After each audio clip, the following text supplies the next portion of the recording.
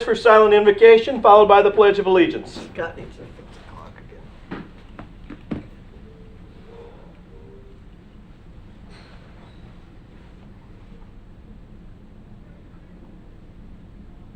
Amen. I pledge allegiance to the flag of the United States of America and to the republic for which it stands, one nation, under God, indivisible, with liberty and justice for all. Thank you, sir. Will the clerk call the roll? Councilmember Foley. Here. Councilmember Tremont. Here. Councilmember Stiltner. Here. Vice Mayor Bastian. Here. Mayor Burnett. Here. We have a one-item agenda with 7 letters following it. So you would think a one-item agenda would be a short meeting. We all know better. Item 4 is interviews with city manager candidates. We're going to talk for just a second about what we're going to talk about. At 1:05, we're supposed to bring in the first candidate. The way I envision this is I'll keep time. I would like each candidate to take a few minutes to have an opening statement. Then each of us will ask questions. I cannot imagine, usually the way this has gone in the past, the thoroughness of the answers might not allow you to ask more than 2-3 questions at most. So if you've got a list of 5 or 6 questions, lead with your best ones and then move down the list. The things that you want to know the most, ask those questions first. And then what I want to do is save 5 minutes at the end for each candidate to summarize for us what they'd like to do with the candidacy and why they're the best. They feel they're the best. So of that, you have 25 minutes. There's probably going to be about 15 to 18 minutes of questioning, and then we will get to that. At the end of which, I would like us to, we will adjourn for a short recess, and then we will come back when we get into deliberation and selection. Council, I want us to have a very frank conversation before we have any idea about filling in, and Colin will talk to us about how we should proceed with the balloting and the selecting. We will use his guidance, and it'll be up to us to accept it, and at that stage we will proceed. It is my goal, my hope, my objective that at the end of this day we'll have our next city manager. And I can honestly say, and I hope you all agree with me, from everything I've seen and read the last couple of weeks, everything I've seen at the reception last night and after the interviews this morning, if we choose the 5th place person, because we really messed this up as a council, this field is so deep, we're still going to be okay. So at the end of the day, council, we're going to have ourselves a city manager. So with that, Colin, anything you'd like to add before we begin? No, frankly, you summed it up very nicely, Mayor. I think I'll just retire and let you take over my business. Oh, and by the way, that second installment, okay. We know how this works, right? Mayor, Checks in the mail. Just a quick suggestion on the questioning. I think what we did last time that worked out really well is 1 question per person at a time, and then just keep going in rotation until we run out of time. So. Yeah. And what I'm going to be doing is that we'll start with District 1 to ask the first question for the first candidate. Then the second candidate will start with District 2. We'll go down. Each of us will start with our question differently. This is a public meeting, so it is entirely possible that the candidates who end up at the end will know the questions in advance. They might not, but it shouldn't matter because they should know their subject matter and subject content as a matter of preparation before all this has begun. So, Colin, are we good? I think we're good, sir. Okay. Well, that puts us 18 seconds ahead of schedule. So, if Mr. Bornstein will come up and begin with an opening statement. Introduce yourself. Good afternoon, Mayor and Council members. I'm Mike Bornstein. I'm from currently the city of Lake Worth Beach down in Palm Beach County, and I'm really honored to be considered in the top 5 finalists for this position to serve the citizens and to serve you.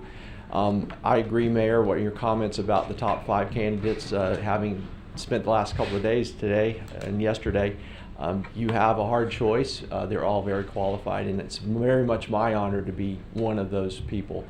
I've been in city government now for almost 20 years. I've worked in 2 cities. I worked in a very stable city, a little town of Lantana. We had our own police department, had 12 years there. It was the first time I became a city manager, and I really had the bug for public service. It was a very stable environment that I worked with long-term employees and served the community well. After serving there for 12 years, I found a city that wasn't too far away that was having tremendous problems, and I thought it would be a good opportunity to go in and help that community, and applied for that job. So it was the second time I got to apply for a job in city government, and have spent the last 9 years in a very dynamic community that has a lot of diverse and difficult issues, and was able, for the most part, to navigate through those trials to successfully take what was a very dysfunctional place and turn it into a very promising location where people are wanting to move there, and staff is stable, and the politics of the community are stable, and it's really a wonderful place, a great community. I'm from originally Jacksonville. My parents were born there. I'm a Florida boy, 2nd generation. My wife kind of gives me a hard time because she's a 4th generation Floridian. She rubs that in a little bit, but we lived in Jacksonville my younger years, lived in mountains of North Carolina for a period of time, actually moved down to Daytona Beach Shores, and graduated from high school in Spruce Creek right here in Port Orange. So when I saw the job come through, I really wasn't looking for a job, but Mr. Basinger had sent out an email and it piqued my interest, and I talked to my wife about it, and I said, you know, we've been through that area many times as we travel around the state, and I have some ties there, having graduated from high school. That's in a tremendous community. I think that I can bring my skills as a people person, as a professional manager, and looking and researching what I was able to see about how this council works together for the citizens, the quality of the people that live in this community, and the tremendous staff that you do have here. It would be indeed an honor and a privilege to come here and serve you and this community as your next city manager. So that's Okay. my opener, Mayor. Appreciate it. Let's go ahead and begin with questions. Jonathan, we'll start with you. All right, I'm doing one question, correct? One question. All right. Mr. Bornstein, if you are hired, what will be different about Port Orange 10 years from today by you being here? What will look different? What do you envision for the city? Thank you very much for that question, Councilmember Foley. I would hope that in 10 years we can look back and see that we've come from where we are today in solving the issues that you have on the eastern side of the city with the CRA areas. I know that there's been a lot of hope since the late 90s about what you could do there. I don't know that it's completely fulfilled or gotten to the level that you would like to see. I think I can bring the skill sets to help move that forward and really build a really workable vision that y'all want to proceed with, and that we can find in the marketplace the people to partner with and complete and fulfill the potential of that area. I think as you move forward, I understand that there's areas out west that are going to be redeveloping and infilling as well, and that's a different set of strategies, but those would probably be built out as well based on your guidance and what we would need to do. And then also the areas where we have to really pay attention to transportation and other infrastructure needs, that we have solved those problems, because that becomes really an issue of funding. And I'm a big believer in other people's money, so hopefully with partnerships from the state and other entities, we can have all those plans that are currently on the books. They won't be still hanging around as, yeah, we need to do those. Those have been done, and we've clicked all through that list. I think you've got a work plan. We just need to, planned out there. We need to just accomplish those things and get them done. So in 10 years, all that'll be done, and have a good time while we're doing it. Very good. Thank you, sir. Yes, sir. Jason? Mike, I really enjoyed our time together. You're certainly a wealth of knowledge. You check all the boxes. And got a couple questions. I'll move around. Hopefully I get a number of them. One specific, and I mentioned I would ask questions pertaining to your record and your current position. A couple years ago, city was there was some discussion about code enforcement used as weaponizing poor and lower income residents, and there's discussion of that taking place currently. This kind of issue has resurfaced again. It looks like a pattern. I don't know. So I'm asking, you deal with a lot of very diverse area down in Lake Worth. You've got Lake Worth Beach, where you've got some well-to-do folks, and you've got some have-nots. So I'm curious if you can, and I always take anything that's written in the media with a smaller than a grain of salt, maybe even a mustard seed. But I'd like you to address that. Thank you for the question, Councilmember Tremont. Yeah, unfortunately, sometimes the things that are printed or pushed out there are not entirely the full story. Anytime with code enforcement, as you may be aware, especially in a very transitional area where you maybe have some derelict properties, some slum landlords, and things going on, anytime you try to come in to either deal with serious life safety issues or things that are outside the area of the code, how you approach it and how you do that can be perceived in different ways. It's not our intent to drive anyone out of any property. That's not the intent of code compliance. We actually call it code compliance. It's about bringing things up to safe standards. There could be fire hazards, illegal and unpermitted structures, and that's really what code enforcement has been trying to get at in some of these key areas. What you have, unfortunately, is people are interpreting that through the lens of some larger national political viewpoints. Some of the folks that use that jargon are trying to paint code enforcement as the enemy when they're actually trying to find ways to provide safe housing and to do things correctly. And when we come across situations like that, we go out of our way to try to help people comply. We've had instances where we've put together volunteer crews to go and help bring properties up to standard. With some of the money even coming through with the ARPA grants, there might be some opportunities to help these same people. So, and I presume that yeah. you'll treat the Fortune 500 businesses that may be in your area just as absolutely, just as rigidly. It is. We're blind to those aspects. It's about the code and it's about working with people. And we do have a heart. I'm very proud of the staff and the direction that we have in Lake Worth Beach of really trying to go above and beyond. We are a group of people that at the end of the day care about people. Rules are rules, but how they get applied and how you work through it with different levels of capabilities, you have to have some discernment and discretion. And we do exercise that. Right now, I think you might consider some of the sources of where that story's coming from. And that's why I wanted to give you a Yes, public sir. opportunity Thank to you. answer that. Drew? Mike, enjoyed our sit down before, and I mean, you had a lot of good information. I got another question I wanted to ask then and I didn't, so I'm going to ask it now.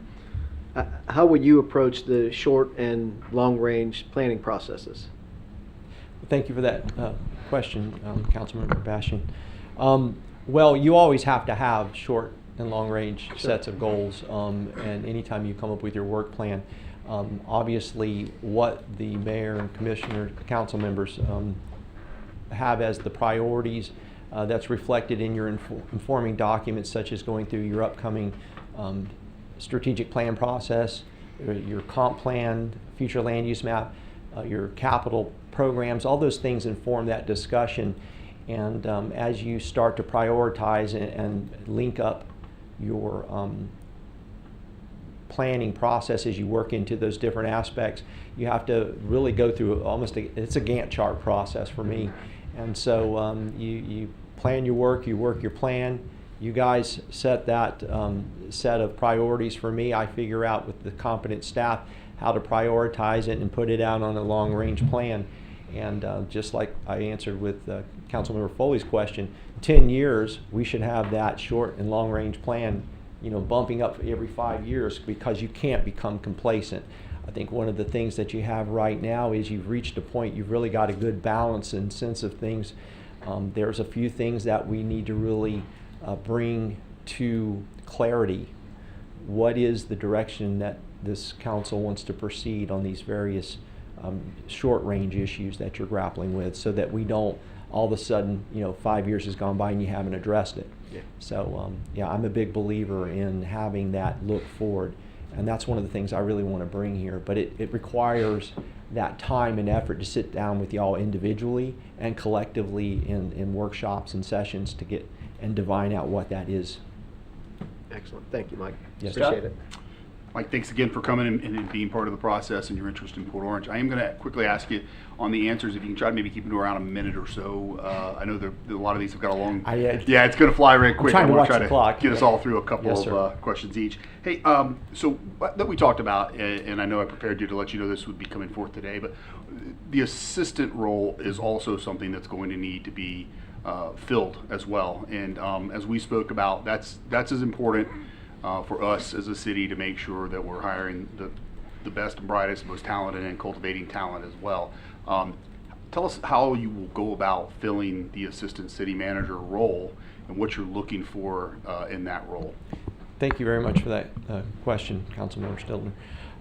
The second position is vitally important, and overall, when you talk about succession across the organization, whether it's finance or utilities or wherever, you need to know that you've got not a personality-based system that hinges on one person, and if something happens or they leave, you're left in the lurch with sort of a jerky motion. It needs to flow. I've done that where I'm working currently. I brought in a second and across the departments to encourage so that it doesn't depend on one person. Not that there isn't one person in charge, but we're creating opportunity and growing staff. I would, as quickly as possible, put out an opening for that.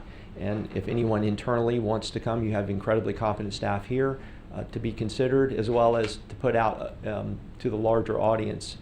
And I think if you even look at the quality of the candidates you have for this position, I don't think this city is going to have a hard time drawing the attention of people that want to come in, that are in that level, that want to learn to be a city manager. There's a lot of folks out there I think we can attract just based on what I've seen.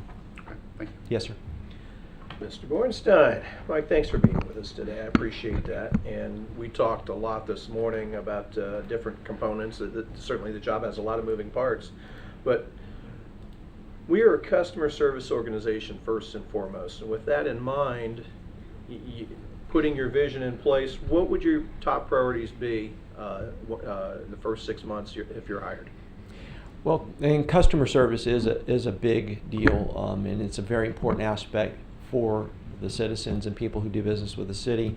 Your reputation, you have to always be aware of what's going on. I would look to see in the organization where we're having some glitches. There's generally an appreciation that some of the interface points that people have problems with, whether it's working over in permits or code enforcement, I would want to focus in on what I'm hearing or can get from survey data, things that y'all bring to me, to try to go in there and find out really how to improve customer service, set some performance standards and measures, and look at whether it's some technology upgrades that need to occur that's out there. There's a lot of things you can do to actually make those kinds of interactions pleasant and seamless, and the expectation from the customers. Sometimes people are more comfortable working with different formats, so we want to be adaptable, but I need to know based on data and from input and what we're seeing from the customers, what is it that is a problem, and then we can spin around and focus. I don't want to fix something that's not broken, but I want to focus on limited time and resources on fixing the things that need to be fixed. Okay. Start at the beginning, Jonathan. Your next question. I want you to speak, if you don't mind, about Riverwalk and your. Sorry, I didn't have my mic on.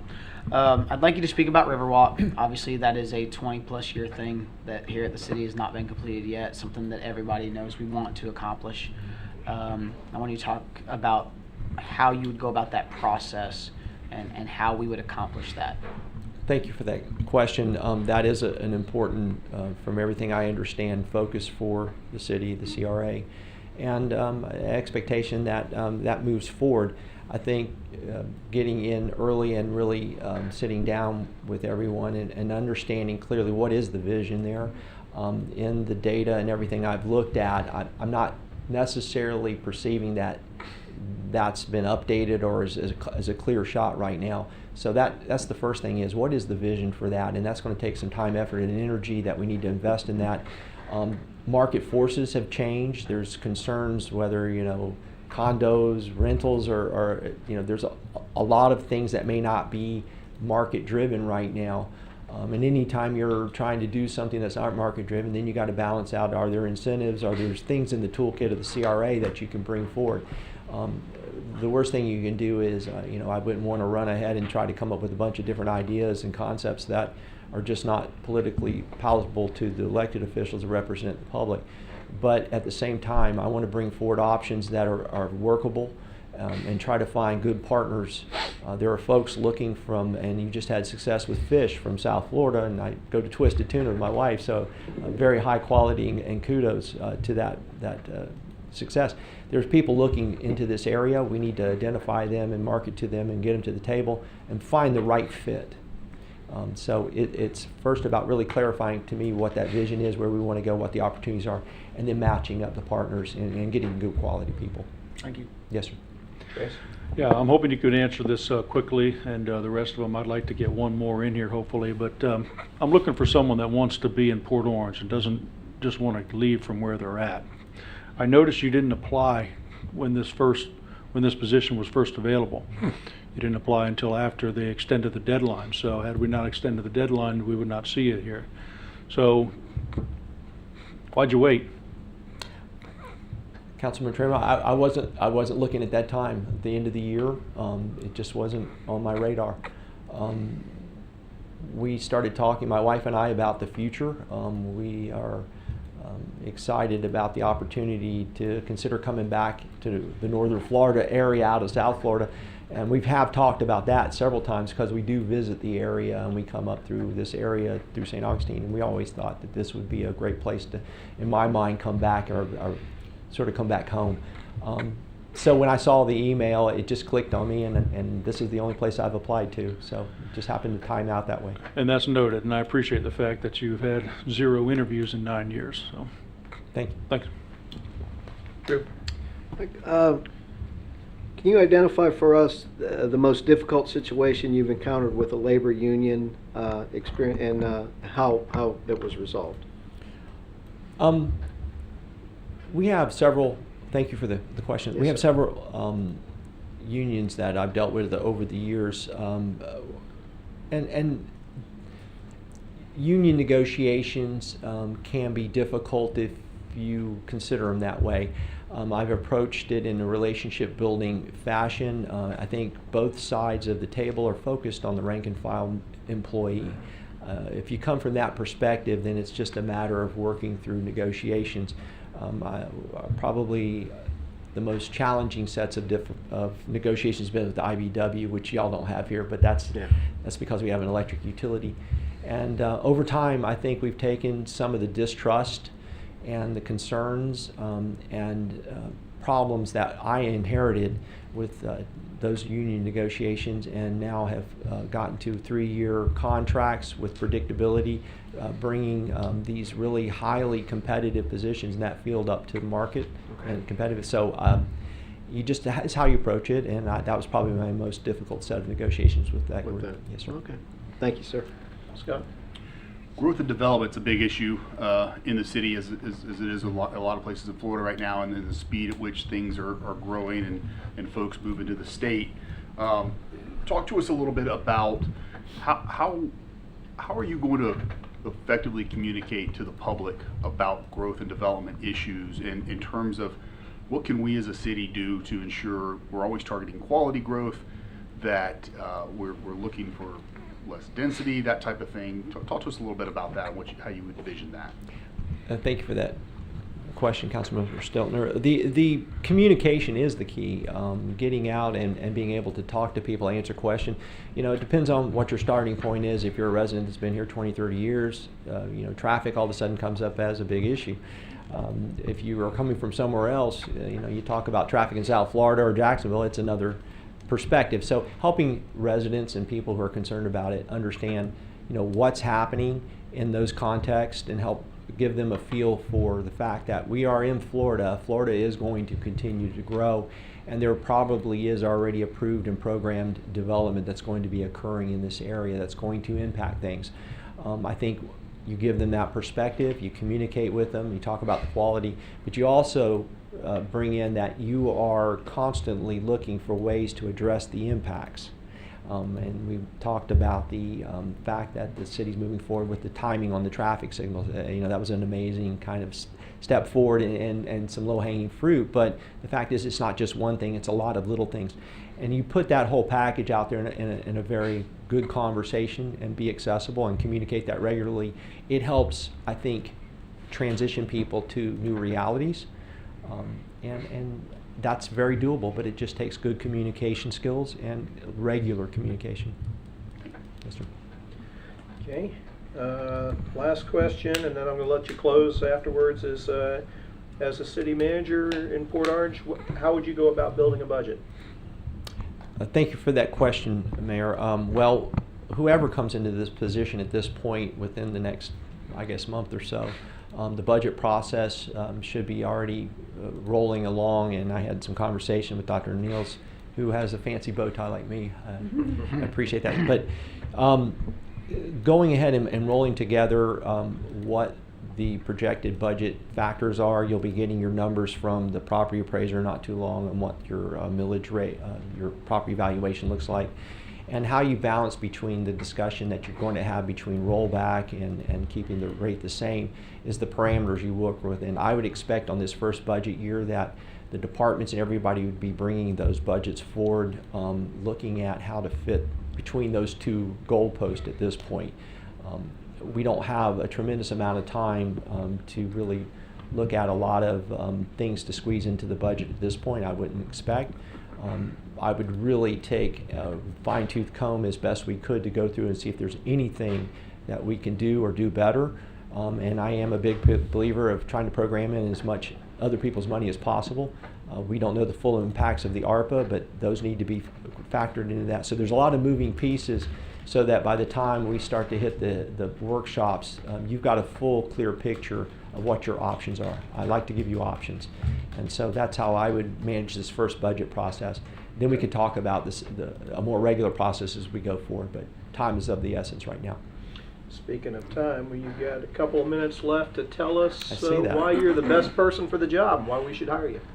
Thank you so much. It's been an honor. I have to say that this last 2 days has been a very enjoyable process. Your staff have been incredible. They've done a good job, a great job, and I'm very impressed with them. There's really, I don't see any major issues in your staffing here. I think you have a good foundation. I also appreciate Colin's efforts in making this process move forward well, so kudos to that, and thank you. I believe that at the end of the day, I'm a people person.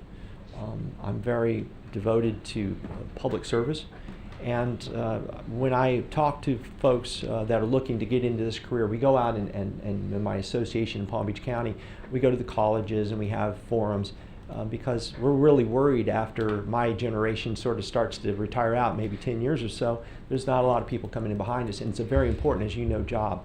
So around the tables you hear people talking about this aspect or this aspect, but when they get to the table and I get to talk to them about what it is to be a city manager, and I say it's truly about improving people's lives for the better, because there's not many careers where you're focused on people like the way you are in public service, like you are in local government. And for me, that is so much more rewarding than anything else I could have gotten into. I've been doing this for several years now, and that's what energizes me. That's what gets me out of bed in the morning, is knowing that I have the ability to improve people's lives for the better in the community, but also the staff that work with me. I enjoy investing time, effort, and energy in growing them. looking out for them, helping them succeed, and of course working for fine people who are the elected representatives. Not a lot of people get to do that. Y'all see things and know things that most people in the community don't. And I enjoy that relationship, and I look forward to doing it here. Michael Bornstein, gentlemen. Thank you very much. Thank Thank you. you for being with Thank us. you, Appreciate Michael. it. Thanks, sir.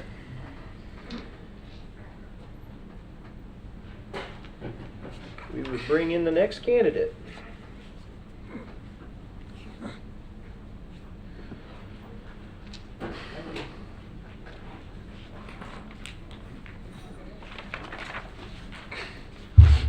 Mr. Wayne Clark. All right, I think sir. you've heard, we know who you are. You've got 25 minutes from the time I shut up and you start to talk. What we're going to do is you're going to give us your opening statement. After that, we will pepper you with questions. And then I'll try to leave a couple minutes at the end for you to tell us why you're the best person for the job and why we should hire you. And that begins right now. Wayne Clark, you all know me from my time here before. I believe that what I provide to you is the best fit for the needs of this community. I spent 11 years here helping build this community. I feel like there's unfinished business that I can continue to help you move forward and be successful at. I learned the lessons of the past. I was here in difficult times. I helped bring us back to stable times. I would love the opportunity to be here with you and continue that journey. Okay. Chase, open up. Wayne, good to see you again. I appreciated the time we spent together, and it's always good seeing you at that podium. I believe we're in good hands when that happens.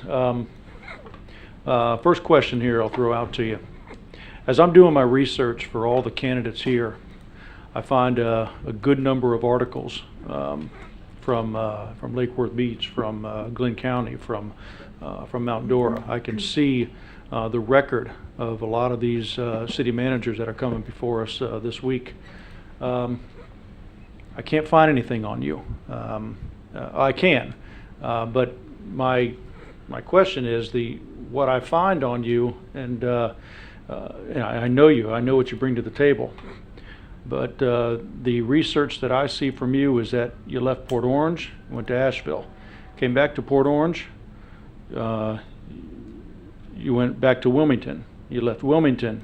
You went to New Hanover County, and now you're at DeBary, and could be to Port Orange. That would make 6 transitions in the past about 6 years. So one of the things that we have here is finally stability. So my question is this a long term? Is this to build a resume to make another transition? And perhaps most important question is, folks that I can see a record on, they have mistakes that they've made in the past, and they're for everyone to see. My question for you is, what are some of the big mistakes maybe that you've made in your career? I'd like you to point to a specific or two. What happened? How did you address that, and how did you learn from it?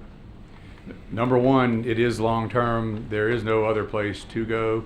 I think at least you saw some of that transition was related to the same part of North Carolina that I had been before, and so it was similar to this. It was a community that asked me to come back and help because I knew the community and I could provide some help that they wouldn't get from somebody who didn't know the community.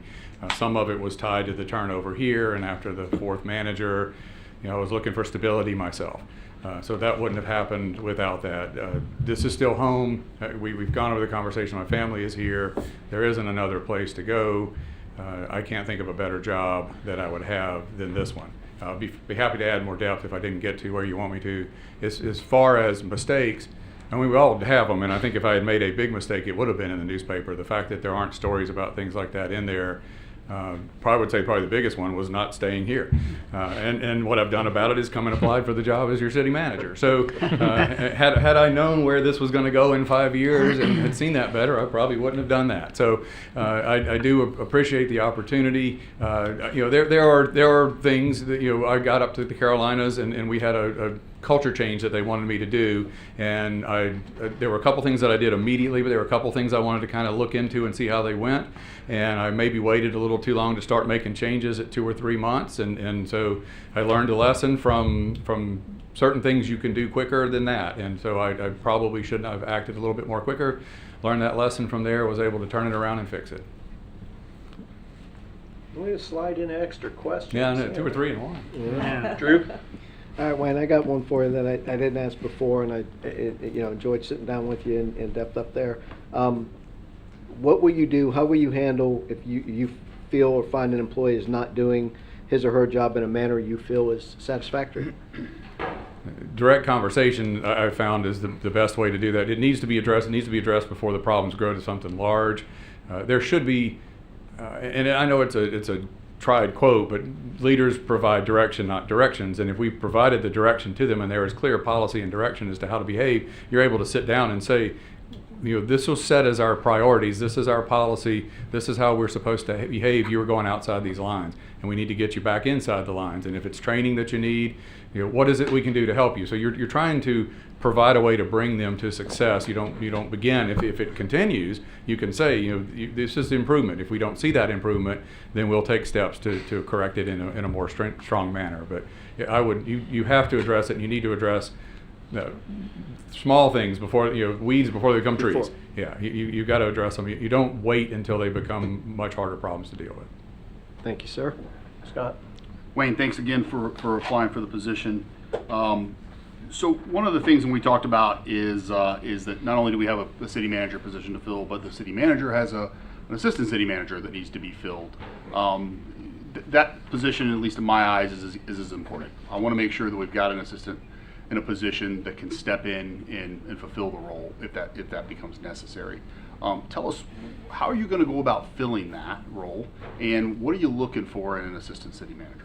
I'm looking for somebody that would complement my skill set so that it's an added value. We don't need to duplicate another me. I'm an extroverted person. I like to talk to people and go out. So maybe look for someone more analytic. Probably, given my background, someone who may have some finance skill sets.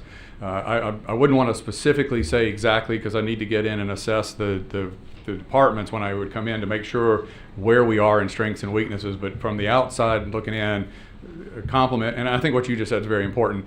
My career has been a path of bringing people along with me, so it's a team. Everywhere I've ever been, there's a number 2 that you should have faith that if I'm not here tomorrow, and not because I'm going to North Carolina, but because aliens abducted me or something, but whatever reason I'm not here, that you have the faith and and it's known that this is the person you can count on. Thank you. Jonathan? All right. I'm going to ask the same question. If you are hired to be the city manager here, and I'm driving down around Port Orange in 10 years, what's different, and are you still the city manager sitting in this office in 10 years? I see myself as still the city manager in 10 years. That would be my objective, to serve you well enough to be here. In 10 years, there's going to be some physical changes. I think you will see Riverwalk substantially done, the momentum in general on the east side. I think that we will continue to build on what's there, some of it because we're building out on the west side and it will automatically come, some of it because we're going to put focus and priority on it. You will begin to be able to see success and see change, and that will build upon itself as we go forward. There's ongoing traffic improvements, additional roadways that we would be doing. I think we would be focused on, we will be known as a high quality customer service community, easy to do business with, and I think we will be back at being the opportunity of choice for police officers as well. Thank you, sir. And I think that you talk about us as a customer service organization. We are that first and foremost, no matter what it is we do. As the new city manager of Port Orange, you probably know us as well as anybody. What would be your first priorities if you're hired? Filling the assistant manager position is going to be important. Like I said, I need to get quickly to assess the organization's understanding of its priorities and where its talent levels are. To assess the priorities, assess the talent. I can do that relatively quickly because I know everybody here well enough to do so.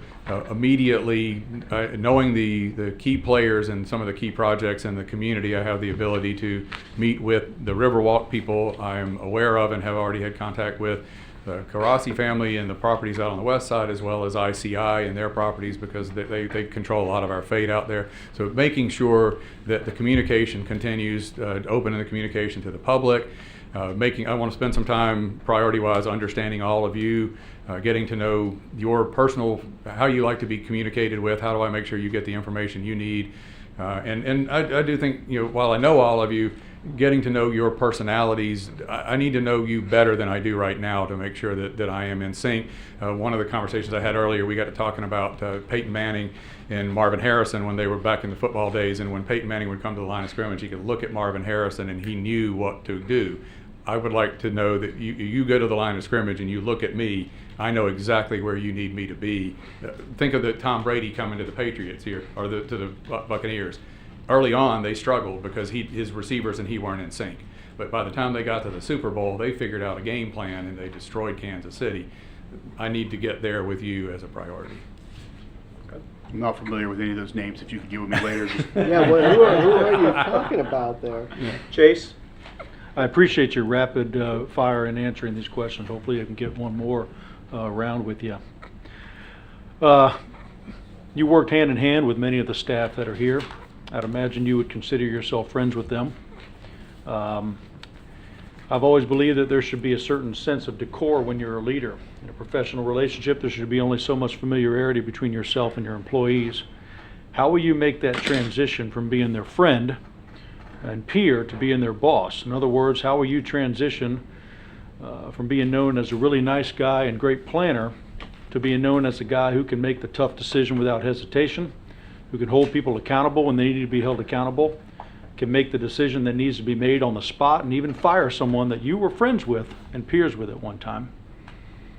It wouldn't be the first time that I've done that. Earlier in my life, I had a job where I was moved from peer to leader. Same thing happened. I was able to work with 3 of them. One of them was not, and that person didn't stay with me in the long run.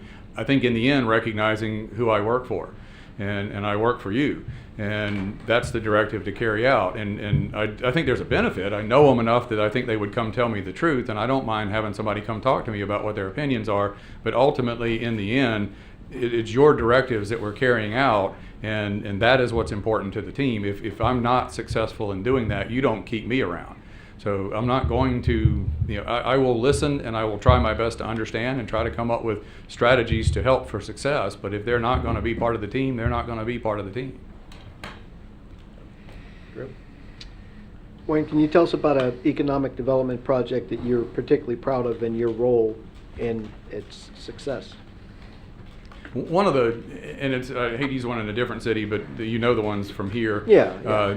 In North Carolina years ago, I got asked, there was a 300-acre horse farm on the west side of the town, and I got asked by, the council brought me up one day and said, we'd like to see something unique and different be done there. Can you figure out some way we want to change what our community looks like? And so we created regulations, we created procedures, we worked with all the landowners and the partners. What we have in that area of that community now is the 3rd largest job hub in the entire region of Wilmington, North Carolina. 5,000 professional jobs in that area 20 years after a horse farm. One conversation where the mayor looked at me right around Christmas and said, can you do something different here? We want it to be different. It comes from trust, it comes from partnerships, it comes from understanding the market, because you can't force the market. It comes from trying to find ways to encourage it, and it was tremendously successful. To this day, I'm still very proud of that. That's good. Wayne, one of the things that is a common theme here in the state of Florida is growth and development, and the pace of which it is really catches a lot of us off guard and somewhat uncomfortable. Especially in the last few years, we're just seeing a lot of growth, and I know that a lot of that's been planned. But talk to us a little bit about how are you going to convey to residents that have that concern to be able to talk about growth and development, what we can and can't do, what the expectations should be, and if anything that you see, how do we curb some of it? What kind of ideas do you have where we can get quality over quantity? I found that proactive communication is better. If we were waiting until there's a zoning hearing and the neighbors are here behind me or behind Tim, it's not me anymore. You're not going to have as big. There's already tension in the air. So communication needs to start ahead of the actual zoning hearings. And whether you want to do it in a workshop format so that you're there, or you want the staff out in the public communicating, you proactively go out and explain how and where, what is likely to come. I think one of the things that people probably don't know about Port Orange is that West Side planned community is coming in already at about half the density it was originally planned at. So there's already a reduction in density following the recession. It has come back in way less than what was anticipated coming forward. But one of the things that I had done when I was here before was trying to go out to the HOAs, and I had a couple of graphics that explained. What I try to do is find what I call transition areas. So you got existing stable neighborhoods, and next to it's empty land. Some point that's going to be a friction point, and you can see that. You don't need to wait until somebody walks in your door with a plan for self-storage.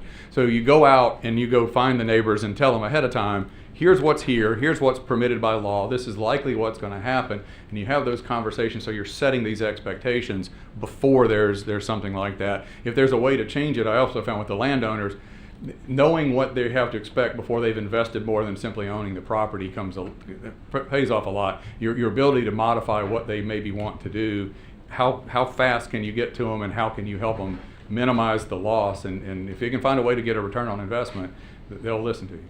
Thank you. Jonathan? So I may be the only face actually up here that you're not super familiar with. I believe when you left, obviously I was not sitting here. I've been sitting here for 2 months. Nevertheless, I've been here in Port Orange since 1996, and so I've watched Riverwalk for a long time now, and seen this promise that we've been unable to deliver. How are you going to help us make sure that we deliver on that promise while you are the city manager? I think there were probably some strategic mistakes that were made in the early process of defining how it got there. I think there were relationship issues between the private landowners and the public landowners in the area, and I don't think you do well in those kind of situations when there's constant friction. I think we have, not me, everybody has combined to build better relationships down in that area. There is some more trust. There's still going to be a market challenge in that area. I think we need to be clear on what we want down there as a priority. It will help the market to understand it. I've had some specific opportunities myself where I have sat down with people and said, find a national broker, find somebody that has the ability to get more people aware of what our opportunities are, but the ability to sit down with them and say, this is really what we want. Can you tell me if you can do it? And we've got letters of intent over in DeBerry that came to us strictly because we sat down and had that conversation. I said, at least make me an offer. Give me something concrete that I can come show council, and we can decide whether it makes sense. But retail is important to us. Tell me what you're willing to do to get us there. But we've been in theory for so long that it's been a challenge. So I think having fish helps. I do think having a real project that you can sit in and point to is better than standing on dirt and talking about that. So you build on that momentum. You show that we were able to build partnerships and get things done. Excellent. Thank you, sir. Wayne, you've had some experience with it here from several different city managers, and you've had some experience with budgeting outside of here. And obviously, if you're hired as the city manager here, we've already started doing the budgets. But primarily, the city manager has a lot to say and a lot to do about how budgets are done. How would you go about building a budget for this year? I think you start strategically with the big picture, what's important to you. You start right with it with what do we have? What are the resources? There's a finite amount of money that we have available, and these are our priorities. You start large, and you go from that down. And you knowing personnel is your biggest cost, so you're addressing that as you go through. But I think the key to it is to understand you have short and long term in your vision, but you start with what your priorities are. Here is your vision. This is what's important to you, and these are the resources we have available to accomplish that. And you can go on for quite a while. But I've been in places where my role was on the strategy team that helped set the budget, and so the benefit of having done that is I've spent a number of years, although I may have a different side role, I was on the team that was the community-wide budget strategy team. Going back to the top, Chase? Yeah, oftentimes I've seen people major on what they know best. It's their comfort zone. Planning. You have a long, illustrious career at it. How do you resist the urge to focus heavily on that particular area? Will you bite your tongue on what you would do and allow your staff, who's very well capable of spreading their wings. And meanwhile, you've got public safety, you've got public work, all these other areas that you were not over. A lot of times people gravitate to what they know. How are you going to be able to disperse your attention? I'm probably the opposite of that. I don't need to, because Tim is here and I have full faith that he doesn't need my help to do that kind of stuff on a daily basis. So I wouldn't have left and put him there if I needed to. I tend to go to the area of uncomfort because I prefer to find something that's challenging to me. One of the things that brought me here in the first place is I had a nice job in North Carolina, but I had never supervised a building department before, and I really thought I was missing out on life if I had never supervised. I wanted to know, beyond talking about it, I wanted to see it get built and get CO'd. And so I came down here on purpose to do something I had never done before. That's an attraction with this. I don't need to spend my time doing planning. You got a guy that's good at that. I can't wait to learn and do more. I want to work with the police department. I want to work with the finance department. These are the things that drive me to learn and get better at stuff. So that's, to me, one of the bigger challenges, and makes it an interesting job. Drew?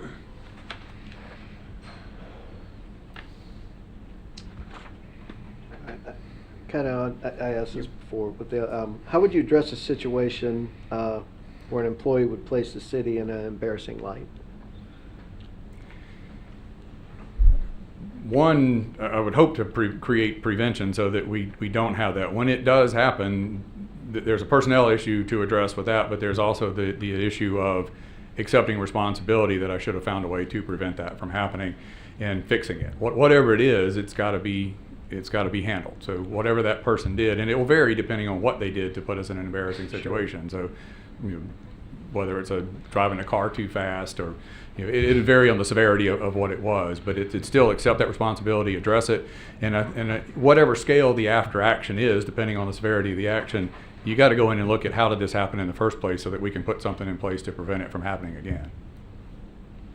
Okay, outstanding. Thank you. Scott? One question, two parts, kind of a Chase Tremont type of style. If you get offered the job today, when would you be able to start? And tell us what your plan would be for the first 60 days. I think 2 weeks from today, the manager in DeBerry's been very nice. He was like, I'll work with you. I know they don't have a manager, so I don't see it being any longer than 2 weeks from whatever day you give me a contract, however that works out with HR. First 60 days, or as we talked about a little bit before, I want to spend some quality time with the departments, making sure I do understand where they're at today. It's been 3 years, a little bit's changed. I want to spend time with you, getting on the same page, and making sure we're there. I've already started, but I will continue the key calls to the key players that we talked about, and I got plenty of time, so I will be out there meeting with everybody, and what I'll do from that is write up. There will be like a first year priority coming from what I do in those first. So the hope would be at the end of 60, 90, somewhere in that period, to come back and be able to tell you, here's where I'm at, this is what I think we'll be doing. Obviously the budget's going to be a critical one in there. We've got to make things on time, we've got to meet all the deadlines, we've got to get the stuff to you, we've got to work on some way to get vision to start that process. Thank you. You're already asking for strategy memos? Geez, Scott. Yep. Okay. Jonathan? Out of curiosity, how many other positions have you applied for over the last, let's say, 12 months? Barry, that's it. Okay. Thank you. Okay. Well, that took up an awful lot of time. I was looking at the clock thinking I didn't have time, but really, I'm going to give you these last couple of minutes to sum up why you think you're the best person for the job and why should we hire you. As I understand your priorities, I think I am the best fit for what you need to have done here. I think that what I know of this community, of its people, of its leadership, of its residents, puts me way ahead. It gives me an opportunity to start fast and move things quicker. I think that there's trust that's already there, good relationships. I think that's one of the keys to moving things forward. I believe the department heads will give me straight, quick, honest answers to help me as to what we need to do to be successful. I think the skill sets that are required to be a good manager are not because you are a manager. It's are you skilled in that way or not? Can you communicate? Can you talk? Can you get along with people? Can you see and develop staff to be the leaders that you want them to be? I can do that. And so I believe that combined gives you the best person to move this community to where you want it to be. in addition to that, it's my community, my family's here, and I care about it from the standpoint of being a long-term resident taxpayer. Throwing a taxpayer thing in there, the emotional investment, the Yeah. financial investment. Wayne, appreciate you being here. Thanks a lot. Thank you. Be careful on the long drive back. Yeah, they don't have to make a plate for me. I'll go have food at home. Watch out for that traffic on Well, That's right. Yeah. Thank you. Thanks, Wayne. Thanks. Okay.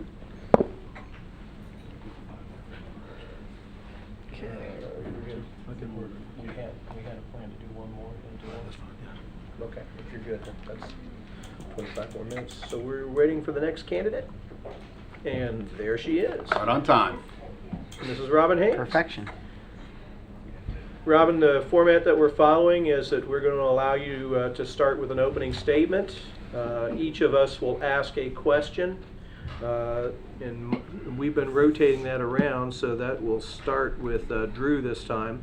And then when we get down to roughly the last couple of minutes on the clock, we'll wrap it up and allow you to tell us why you think you're the best person for the job and why we should hire you. Okay. So the timer will begin as soon as you begin. Okay. Well, Honorable Mayor and council members, thank you again.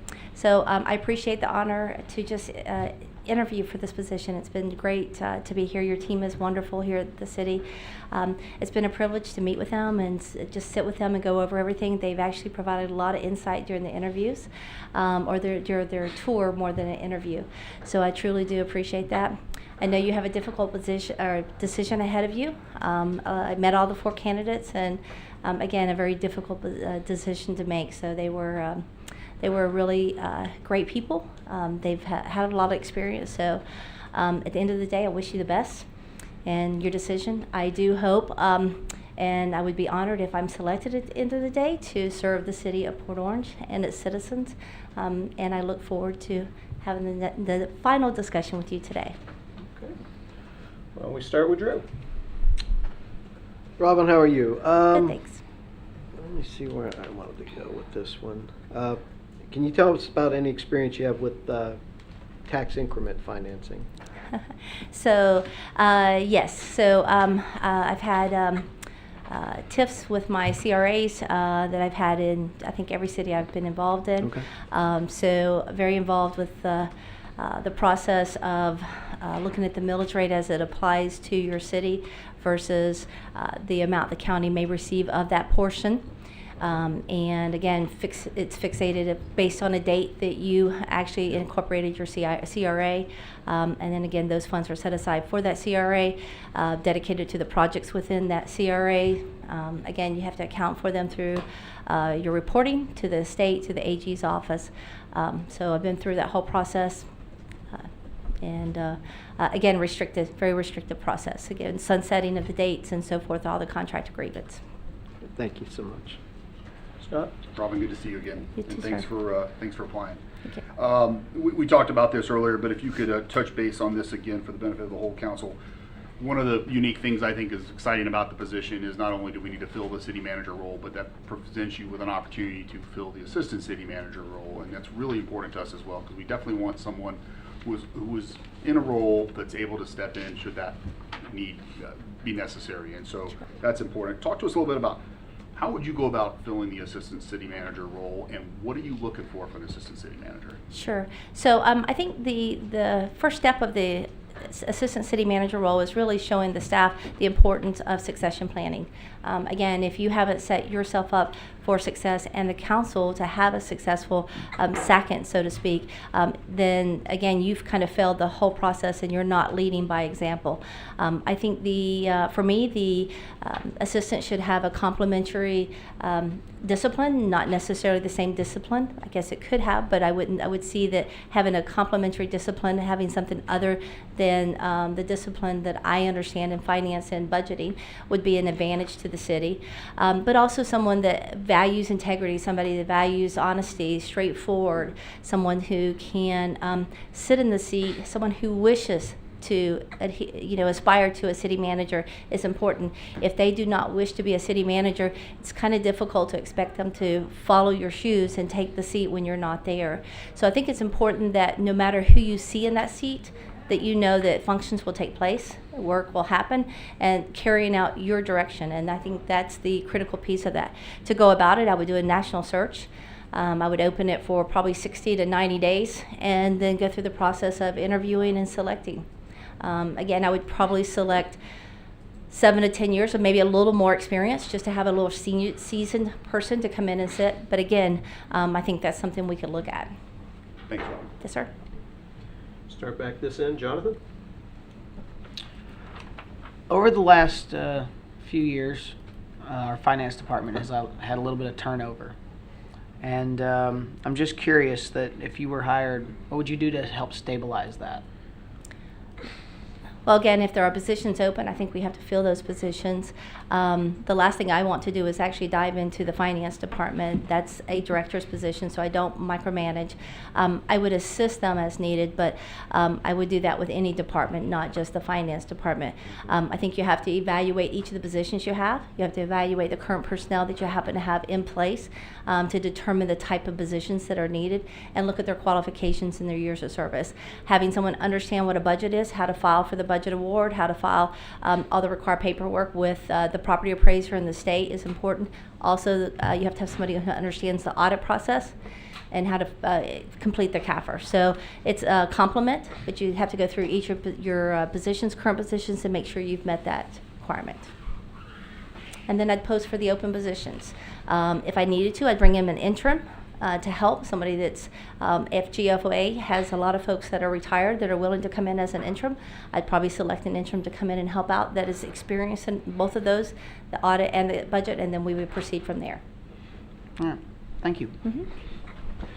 Rob and I enjoyed our time. Thank you, I I did appreciate too. you being here. Quick question on personnel. You know, we've had, in the past, we've had a number of years of turnover. We finally at a place where we have stability. I'm curious on how you go about surrounding yourself with other leaders. And correct me if I'm wrong on some of the history at Mount Dora. In 2019, you had promoted a new police chief after firing that current police chief for, from what I researched, very justifiable reasons. Less than a year later, that replacement that you promoted retired amid allegations of creating a hostile working environment and allegedly a vote of no confidence by the command staff. So according to this article that I read, there's an internal review of the police department. I wonder if you can comment on the people you surround yourself with and how you go about addressing I'd like to know how you address that. Sure. So I'll start with that piece first. We have prepared or been presented a assessment of the police department. So now we have to dive into that based on the recommendations. Dr. Brett Mead actually performed the assessment. So this is someone who, for police accreditation, and the National Police Association has been involved in this in other cities. So we'll look into the recommendations. Council has read through it and they're reviewing the recommendations. And we're also a national search for our police chief. So we're in the middle of that right now. We had approximately 300 applications, and we're interviewing the top 25, and then we'll narrow that down to the next level. Again, part of that process is also looking at everything they've done to make sure, again, in their history and where they've been at, wherever that might be, to make sure they can bring stability to the police department, to bring leadership, to bring someone that can be a mentor for our police officers and sergeants and so forth, and to stabilize it in such a way that we can then look at the rest of the police department and where are there changes needed and where are there support areas that need to be looked into. The other part of that, I would say, as to surrounding myself, one of the things that I've worked at since I've been at Mount Dora, I've looked at all the departments and the directors. Most of them have changed since I've been there because the directors that were there before, again, there was a need to make sure that we were raising the bar and that there was expectations and there's accountability, and you have to own your job. And I believe it's very important to own your job and own your mistakes as well as the successes. Thanks. I guess that brings it back to me. So, having been here before, Yes, sir. second time as a finalist in the city of Port Orange, I've got to thank you for coming back. Thank you. My honor. Either you really like us or you're a glutton for our punishment. I don't know which, but one way or the other, certainly as an experienced city manager and having some familiarity with Port Orange, you know the vagaries of the city in and out a little bit from what you've seen from the outside. What would your priorities be the first 60, 90, 120 days on the job? So I think first set up the meetings that I needed to set up just to have the conversations with each of council members, with the community leaders, the chamber, to set up the meetings with the department directors. That's kind of the given. But from there, look at the priorities that have been established by council, look at the strategic plan. Again, I know that that's something that's to be reworked. So again, I know that's a work in progress, so that will just fall out in time. But to look at the update from the Public Works Director, Utilities Director, the Infrastructure, to sit down with the Finance Department, to sit with each of the leaders of the departments to get a real feel. Again, I can read reports, but I need to hear it from them, and I need to know where their concerns are. And then to sit with you again after that, because again, you need to be briefed on where we stand and where we're at. It's important for you to really know what's going on. Again, it may be exactly as you expected, but I'd like to be able to give that information back to you. During that time, it's important to touch base with the civic groups, with the state legislators, with our lobbyists, with the FDOT, with DOE, to look into grants, to look at projects. There's a lot of things that you can set yourself up for success if you'll just reach out to those groups and spend time with them and have them look at Port Orange, have them look at your problems. Whatever those problems are, we own them, but we can ask for help. And a lot of times you can, see success if you'll do that. And then I think the next thing I would do is also sit with the staff. I'd like to learn each of the employees. I can't individually remember all of them right away or, know them right away, but it's important that I'm out there. No different than a chief or a department director. You need to know your employees. So I would sit down and have that conversation with each of them and their department groups and kind of get to know them a little bit. Meantime, you're riding around and spending time in the city. There you go. Drew? Robin, what would be for your philosophy for developing and implementing a budget in our city? So first we'd start with budget parameters from council. What are your parameters? What do you feel like the high level expectations of the city and to make sure that balances with the strategic plan. Again, they should balance one and one. From that, I would take it back to the departments. The departments have a responsibility to know their departments. They should know their budgets intimately. They should be able to speak about their budgets. They should understand what they're requesting. They should have to justify what they're requesting. If it doesn't meet a need for accreditation or meet a need for a project, then they need to consider that. So again, I think that they have to know it, so they have to speak to it. And then I would look at each of those items. I feel it's my responsibility to bring you a balanced budget that meets the requirements that you've given me. Again, budget parameters, meaning whether there's an ad valorem change, millage rate change, whether there's an expectation to build a particular road, there's an expectation to solve a particular problem. I know that. That's what I'm going to make sure is in the budget. At the same point, I need to make sure that I'm taking care of the items that are required, the maintenance for the infrastructure, maintenance for the facilities, maintenance for anything that's out there, the stuff we own, so to speak. Taking care of our own stuff. At the end of the day, the funds spent for all the budget and for anything we do is the citizens' money. So we have to make sure that we can account for that in every penny we spend and make sure that they can see that. But I have to give that to you in such a way that it makes sense. And I believe at a summary level so that it provides you a guidance and a backup if you need it, but it's a guidance of what we should be considering for the next year. Okay, thank you very much. Scott?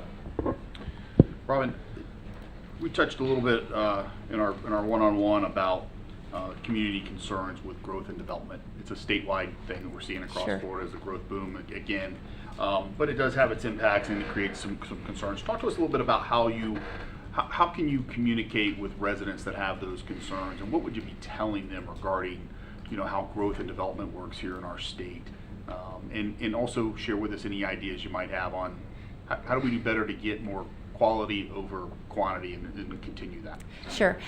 So I think it's important to understand your land development code. I think it's important to understand your comp plan and then the state statute. I have those available and ready. Again, I've worked with my planning director a lot over the last few years to really understand our rules.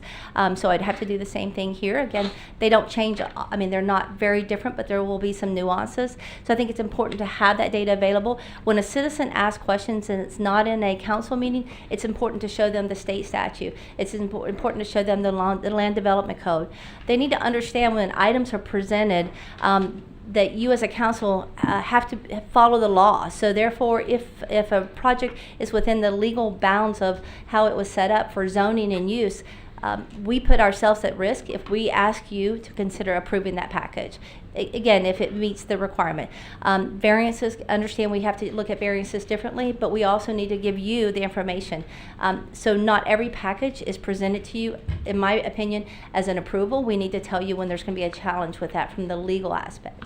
I need to have available to me those documents so I can show them and share them with our citizens, but also at those meetings so that, big picture, they can see why, and that it's not just a simple answer from the dais, but there's a reasoning behind it, which so much of the time there is. There's a legal reason why we present to you items or directions to go. And I apologize, you had a second part of that Just question. if you had any ideas on how do you ensure quality development versus quantity. Thank you, sorry. Again, I think you work with developers. I think it's important to develop partnerships. I think part of what we do as a city is we have to put ourselves out there and we have to meet with them. We know the developers in our area. We also know the developers in other areas. So if another city in another area has a great development project, let's find out how that works and who's developing. Are they willing to come to Port Orange? Are they willing to be part of our city? We have to communicate with them. We should never sit back and wait for everything to come to us. We need to also take the step and reach out to them, especially quality products, and projects. You know who the developers are. It's public record. So we should reach out to them. A lot of times they're looking for that next big project, and we can hand it to them. You also have the advantage of impact fee credits. You have so many incentives you can offer to them and allow them to come in and, be successful. Thank you. Jonathan? Just out of curiosity, how many other positions have you applied to in the last 24 months, and what were they? I don't think in 24 months. In 2017, I think 18 was Palm Coast city manager, but nothing else. Okay, thank you. Okay. Chase? Yes, ma'am. A couple years ago, you interviewed with Palm Coast, if I recall. Mm-hmm. I know that I'm looking for someone that wants to be in Port Orange and not wanting to leave where they're at. You don't strike me as someone that's just willing to go anywhere. I believe that you want to be in Port Orange. Based on our conversation, you travel here quite a bit. You know full well about Port Orange, and frankly, you'd be a great fit, as would the others. My question for you, though, you were probably you may have been one of the first ones aware of any local managers that this job had opened up. It was advertised for maybe a month or so, and then it closed on February 5th. You didn't apply. I know you really want to be at Port Orange, but my question is, why'd you wait? Because if it hadn't opened up again afterward, just a couple of days later, Mm-hmm. you wouldn't be here today. Right. A couple reasons. I had understood that there was a possible candidate here, so again, I respect that, and that was part of it. The bigger piece was really having the conversation with my council. I put them in a difficult position when I applied at Palm Coast, and I didn't want to do that to them again. And that was mine on me, that I talked to them at my mayor at the time that I applied to Palm Coast, which was my requirement of my contract. But I didn't want to put them through that again. I had to think hard about that, and I had conversations with my mayor after it reopened before I applied here. 3 conversations, in fact, and then spoke with each of my council members before I ever applied, because I didn't want to put them in a position to feel that I was abandoning or just in a difficult position. It just wasn't fair to them either. So although I wanted to leave, and in the sense of moving here to relocate here and be part of the community, I also have to think about what I'm doing with the community I'm in. That's important. I have to be able to go to bed at night and sleep. Thank you. In this job, you get to sleep? Yes. That's unique. So, Respective of the fact that you're duly employed right now, and I'm not telling you to pin a date on a calendar per se, but rough estimate, if we're to offer employment and you accept a contract with us, how much notice would you have to give, and how long would it be before you could be able to start? sure. So again, my contract states 30 days, so it would at least be the 30 days. Good. I'm thinking probably 45 because I would like to probably complete a few projects, 45 to 60, but I'm okay with 45. I'd like to run it through them just to make sure that they have no open dates, but I don't think we do. Yeah, and I'm not holding you to anything. but Understood. I'm- Yes. In general. Yes, sir. Okay. Thank you. True. Robin, what are your long-term career goals? So I enjoy what I do. I love being a city manager. I love the activities of a city. I like being involved in just the people. I like seeing success. I like seeing that someone's happy with their service. I like being part of a good story at the end of the day when our public safety has done a great thing.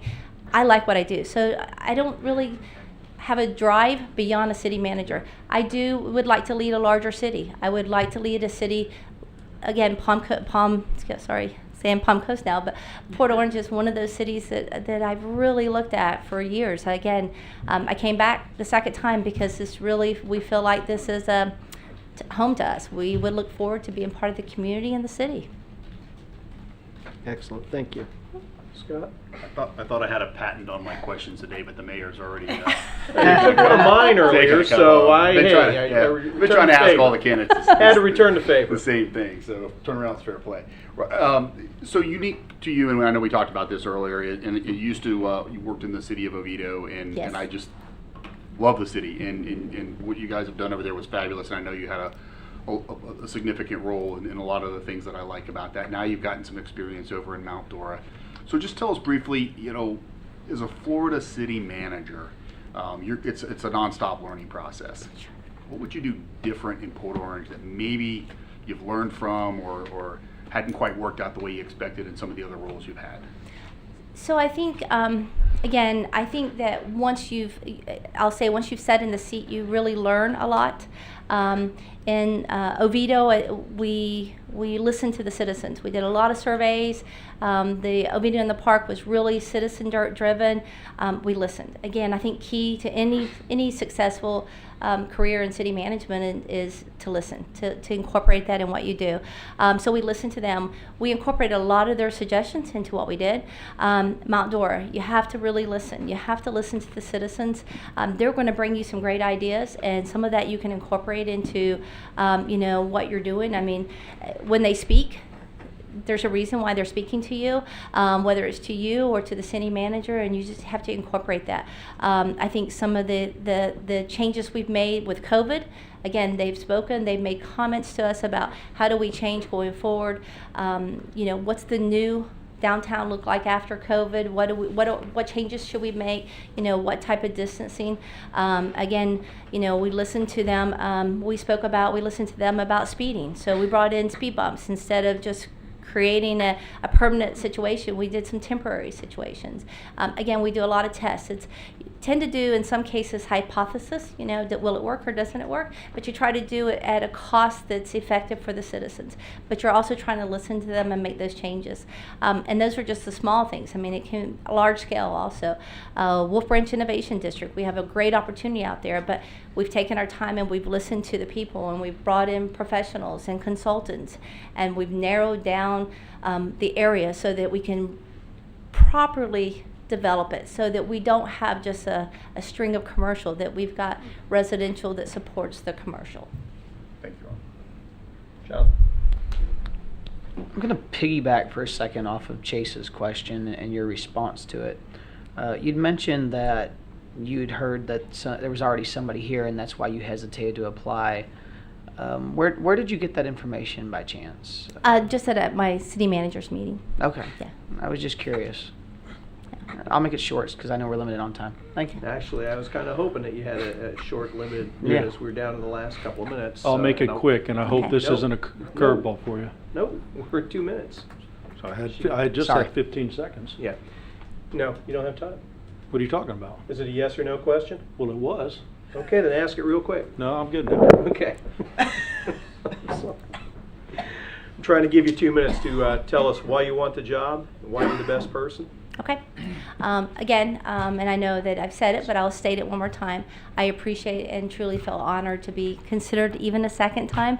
It's been a true pleasure to be here the last 2 days. It's been a privilege to get to know all the people, your staff, the directors, even the other 4 candidates. And I know the decision will be tough, knowing them and meeting them.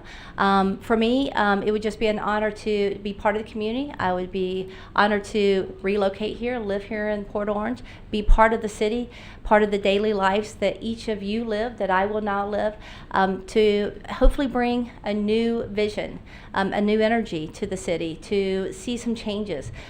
Been a lot of changes the last 5 years. I just like to lift those changes up, maybe go a little direction different, or maybe just improve them. So I'd like to use what's been started and kind of take that as the platform and just run with it. I tend to expect a lot out of people, so I hope that they're ready to run, because I do feel like it's important for us to get started and do things. I'd like to see a few of the changes down at Riverwalk. So impressed. It was just gorgeous when I went there yesterday.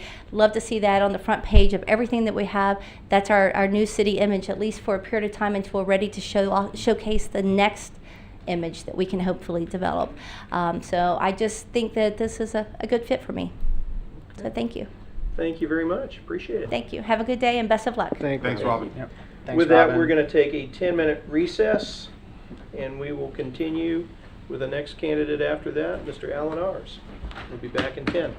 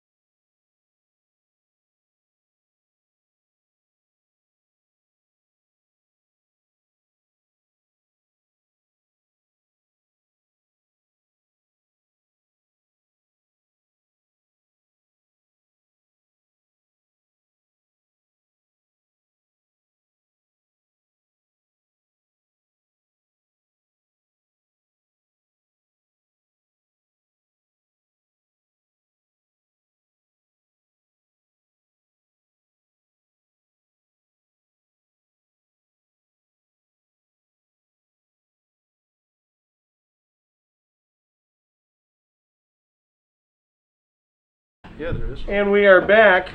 This picture. Our next candidate is Mr. Allen Als. If we could Highest. come to the podium, sir. Basically, the format is that you're going to start with an opening statement. Take whatever amount of time that you'd like for that, knowing that whatever amount of time you use is less time that we'll have to ask for questions, and I'll try to reserve the last 2 minutes for you to give a closing statement to tell us why we should hire you and why you're the best person for the job. And the clock will start as soon as you start speaking. Excuse me. Good afternoon, Mayor and members of council. It is an honor for me to be here. I have certainly enjoyed this morning and meeting with you individually, and I look forward to our conversation this afternoon. I've had the honor to serve in many communities and feel very comfortable with my knowledge in local government. But what I bring to you is more than just knowledge in local government, more than just knowledge of how to get things done. I bring to you my integrity, I bring to you my character, and my desire to serve. And today, I have to tell you about myself, but tomorrow, it's not about me. It's about the citizens that are here in the city of Port Orange. It's about you as city council and what you want to accomplish. And it's about the city staff and supporting them. I'm excited about the city of Port Orange and the opportunity to serve here and be your next city manager. What a beautiful place. Beautiful place. And as I look to see the next community I serve in, 3 things I'm looking for. One is a community that believes in professional management, a community that believes in strategic planning, and a community that has an exceptional quality of life. And from what I've seen and from what I've read, City of Port Orange meets all 3. So again, thank you, Mayor. I'm looking forward to our conversation. Okay, great. Appreciate you having here. We'll start with you, Scott. Thanks again. Welcome to Port Orange, and I appreciate you applying for the position, and congratulations on making it in the top 5. We talked about this particular question earlier, but I'd like to give you an opportunity to kind of expand on it a little bit for the benefit of the whole council. So one of the things that is unique about the position, at least I think it is the fact that not only trying to fill a city manager role today, but that person will also be tasked with, as soon as possible, filling the assistant city manager role. One of the things that I'm looking for is for that role to be filled with somebody who will aspire to take over the city manager position, or at least has the skill set, and that you would have the confidence, and we would have the confidence that should that need arise, they can step in and do that. Tell us a little bit about how you're going to go about selecting an assistant city manager for our city, and what are you looking for? So one of several things I'd be looking for. Number one is certainly their skills, whether or not they can do the job from a technical standpoint, and then just their philosophy about service in local government. Again, service. I mean, to me, that's the key part. Are they willing and committed to serve others? What's their vision for the city, and what are their goals for the future? One of the biggest things that I'll be looking for is whether or not I can trust them. Because I think that one of the most important things is trust. I need to know that they have my back. I will certainly have theirs, but trust is very important to me. And I believe it's my job as city manager to mentor them and prepare them for their next role. And I know some of the conversations this morning, it's important to you as council that person, is able and willing, prepared to step up if needed. And that would be my goal as well. Thank you. Yes, sir. Come back to this end, Jonathan. Thanks again for being here, and congratulations. I want to ask you that if you are selected to be the city manager in 10 years, and I'm driving around Port Orange, what's going to be different from we're driving around Port Orange today? And will you still be the manager at that time? Absolutely, I will still be the manager at that time. What you will see in 10 years is you'll see one of the most exciting, vibrant river walks, not only in Florida, but in the nation. It'll be a place where people are excited to come. There'll be positive energy. It'll be a place for families. It will be safe. And it will be one of the focal points of this community. The other thing you'll see in District 1, you'll see revitalization. You'll see new streetscapes, new lighting, just new life to that community. And then on the west side of town, you'll continue to see very positive and quality growth. And then the city's parks, as they are today, will continue to be vibrant, safe, and friendly places for our families and children to visit and to enjoy. Thank you, sir. Chase, I'm sorry, you're out of time. Good. Go ahead, buddy. Outside joke. Hey, Alan, great time spending with you, my friend.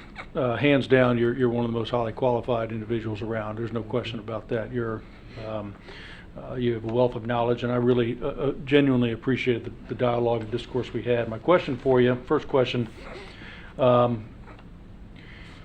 couple years ago you interviewed as a county administrator of Beaufort. You were offered the job. 2 hours later you rejected it after you were a finalist, and in which the county had passed over other qualified people.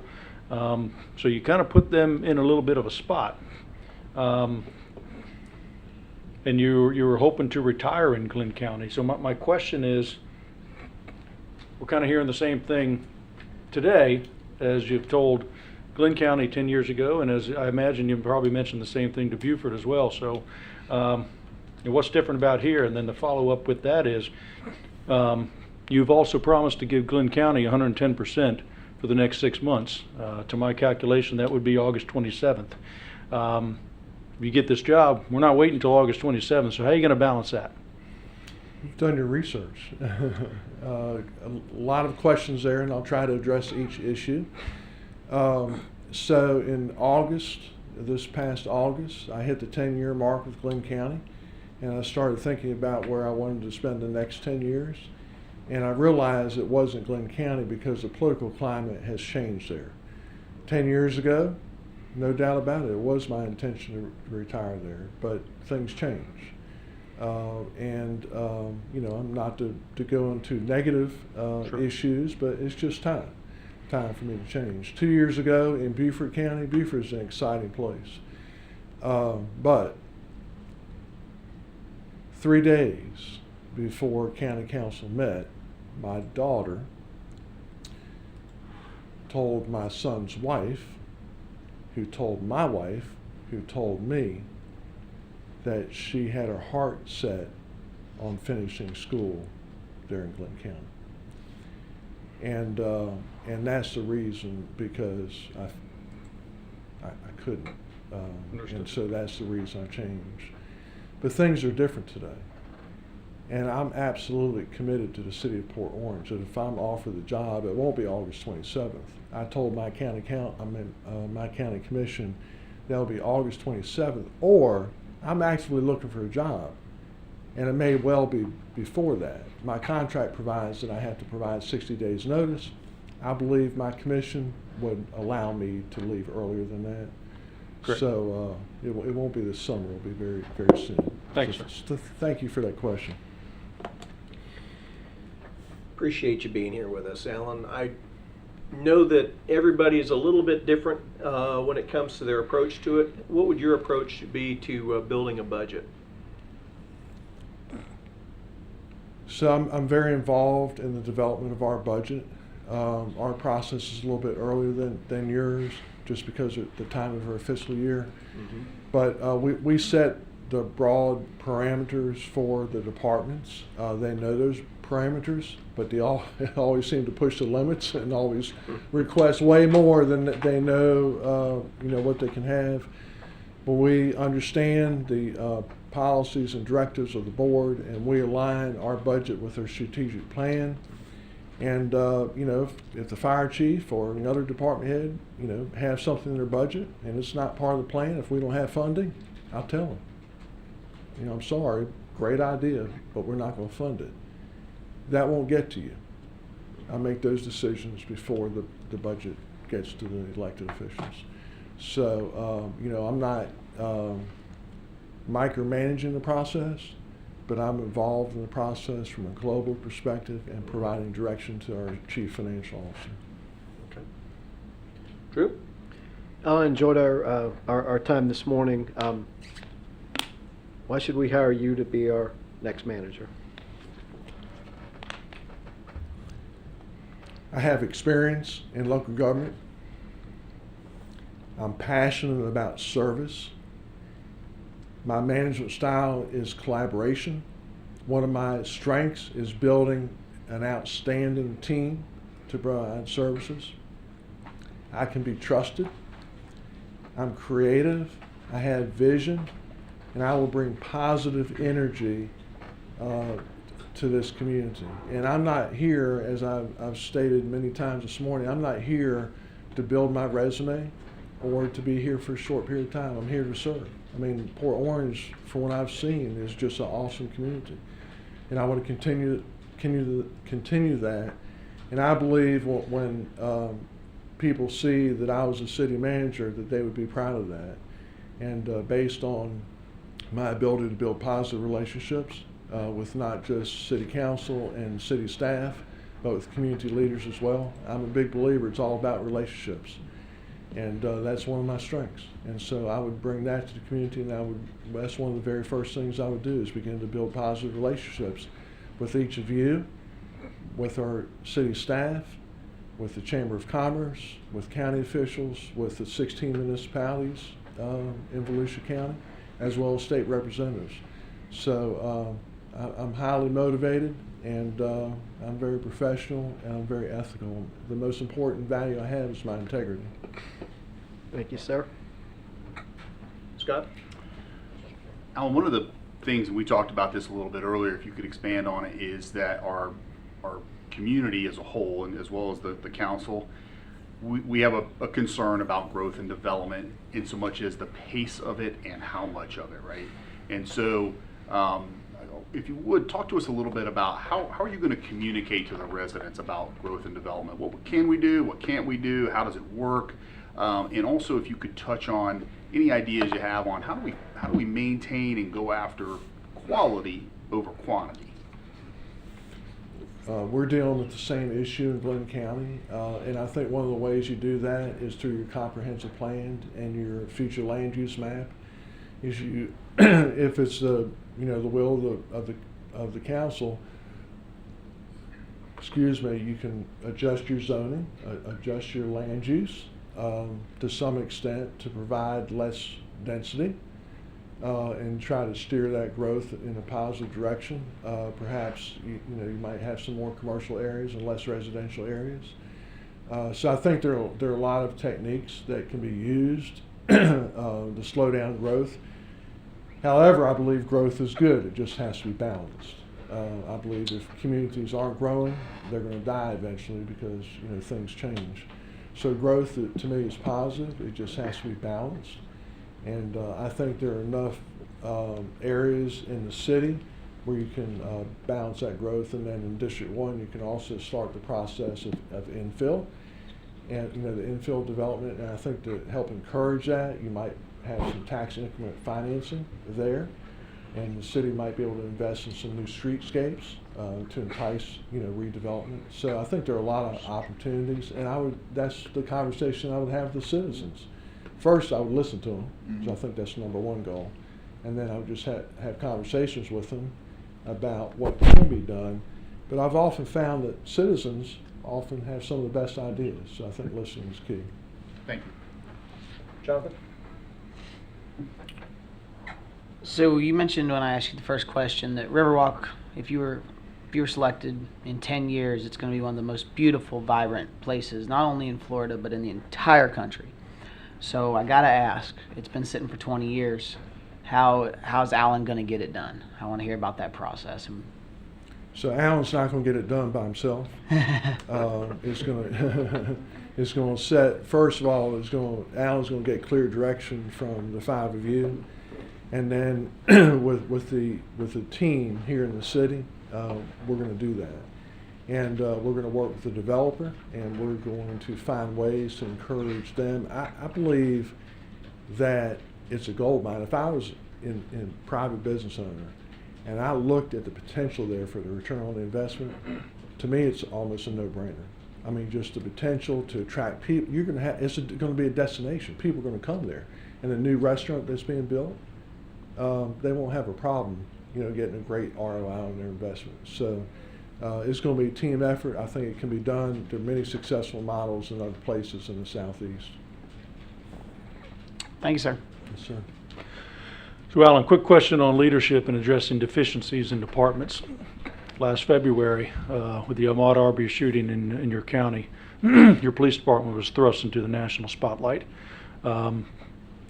Last legislative session, the state and the House and the Senate passed legislation signed in by the governor allowing the voters an opportunity to abolish your police department. And I know recently a superior judge struck that down as unconstitutional. My question is, this happens on your watch. It's your police department. What have you done to address those deficiencies? And can you comment on this? It's played out publicly, so I wanted to be able to give you the public opportunity to respond. And correct me if I was mistaken.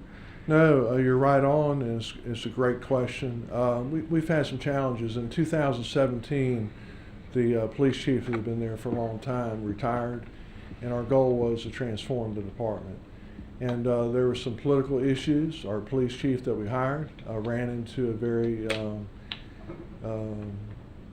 uncomfortable situation with the district attorney, and she came after him publicly. He was indicted last February, just a few days before the Ahmaud Arbery situation, so we had that.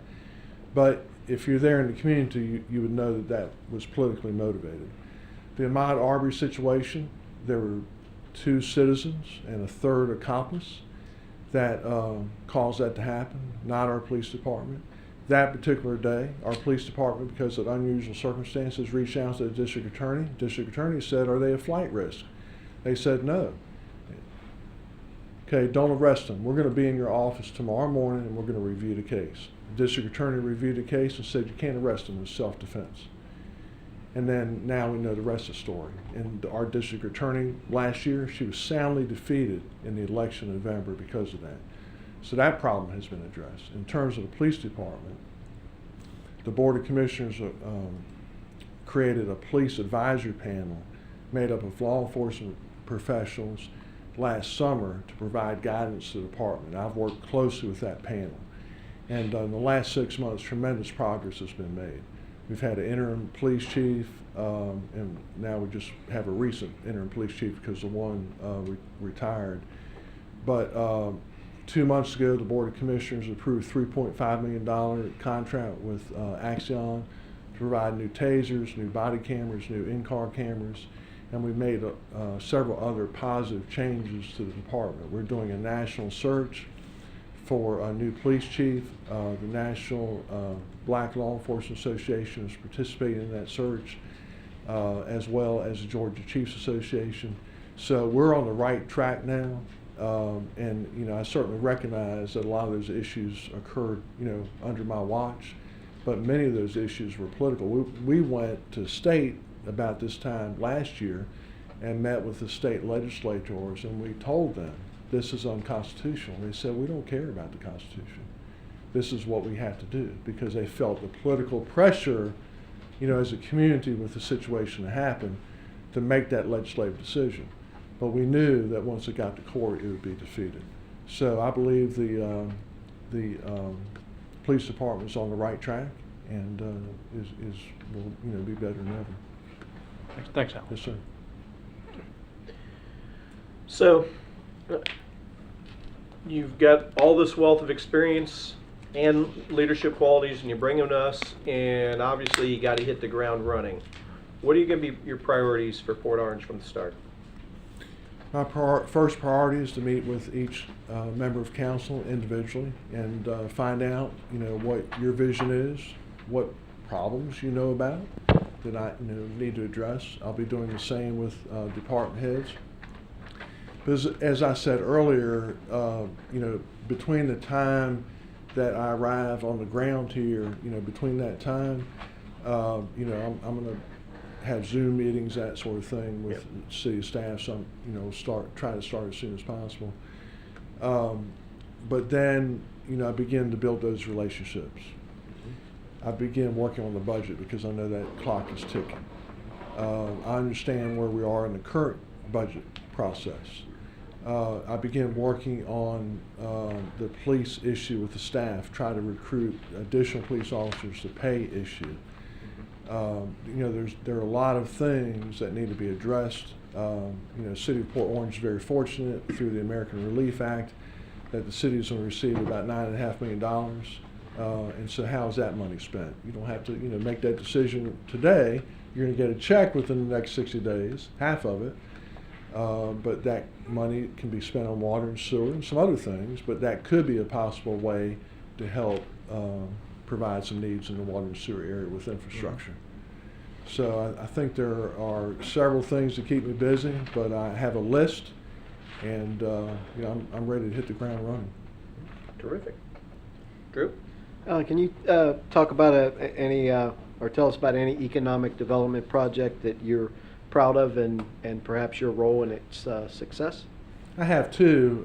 When I was in Pickens County, South Carolina, so during that time, that was 2006, and that was during the time where South Carolina lost thousands of textile jobs, and upstate South Carolina had a lot of textile mills. That was sort of their history.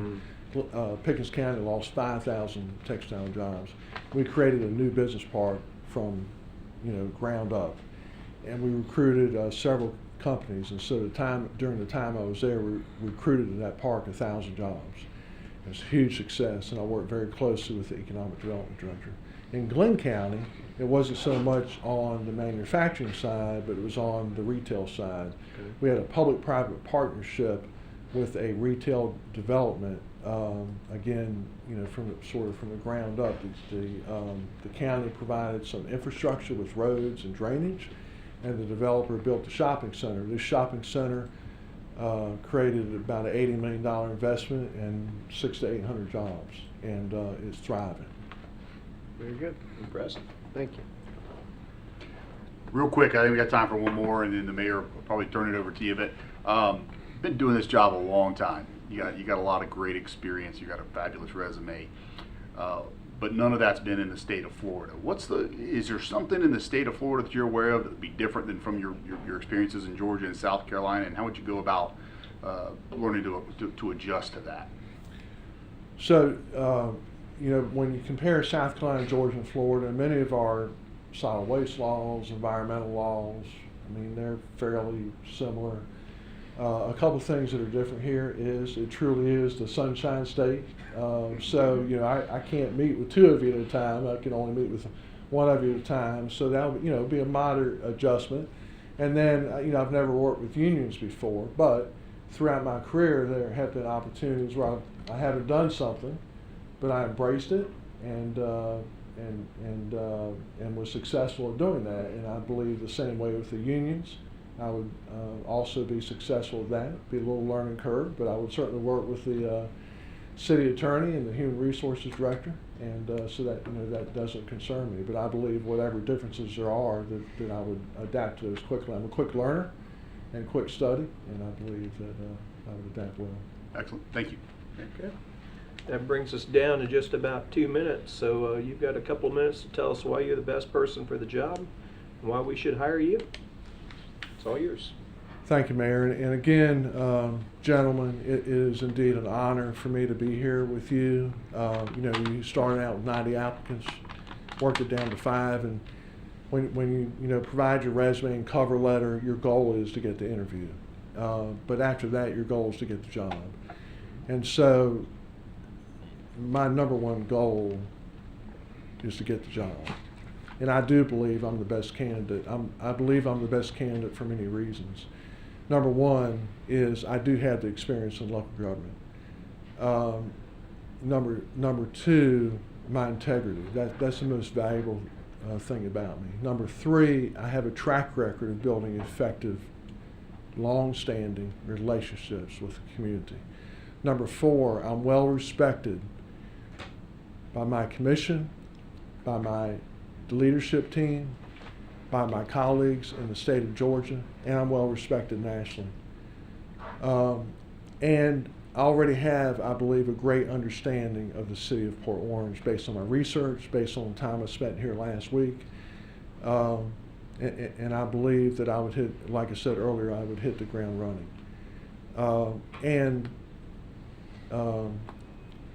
I'm not looking to leave in 3 to 5 years. I'm not, again, like I said, I'm not building my resume. I'm here to serve, and service is my passion. It's not about me. It's making a positive difference in the community that I serve. And Mayor and council members, it would indeed be an honor for me to be here. And if you called me and said, we'd like to offer you the job, I'm committed to being here. Okay. Alan, thank you very much. Appreciate you coming down and being Yes, with sir. us. Thank you, Mayor. Thank you. Thank you, sir. Thank you very Thank much. you. So far, we have stayed on track to time, which brings us to our last candidate. Scott, I realize I just did it to you too, man. I took your question. It's all good. Yeah, man. All good. I think we've all done that to each other once or twice. I didn't get to yell at Drew for doing it for me yet, but yes. Sorry. Your questions are good. I wanted to borrow one. Welcome, Captain. I'm going to Thank you, sir. tell you got 25 minutes. Basically, we're going to allow you to start with the opening statement. You can tell us what you'd like in that opening statement. Take all the time you wish, up to 25 minutes. Okay. But keep in mind, if you do that, you're not going to have time to answer any of our questions, so you might want to keep it brief. Okay. And then I will try to save 2 minutes at the end for you to sum everything up and tell us why you're the best person for the job. So the clock's going to begin as soon as you start talking. Okay. Thank you, Mayor Burnett. Good afternoon, everybody. Thanks coming from Jacksonville. Obviously, it's a pleasure to be here. I'm excited at the opportunity, and great, thank you. Yeah. I didn't know if you wanted me to keep that on. You're okay. Thank you very much. Hopefully you heard that part. I'm excited to be here and look forward to the additional questions. I've enjoyed the time sitting down with each and every one of you. I think the process here is fantastic. I've enjoyed every minute of it, and whether I win or lose, I think I'm walking away a better man for it. So I look forward to the questioning. Thank you. Okay. Let's see, it's my turn to start.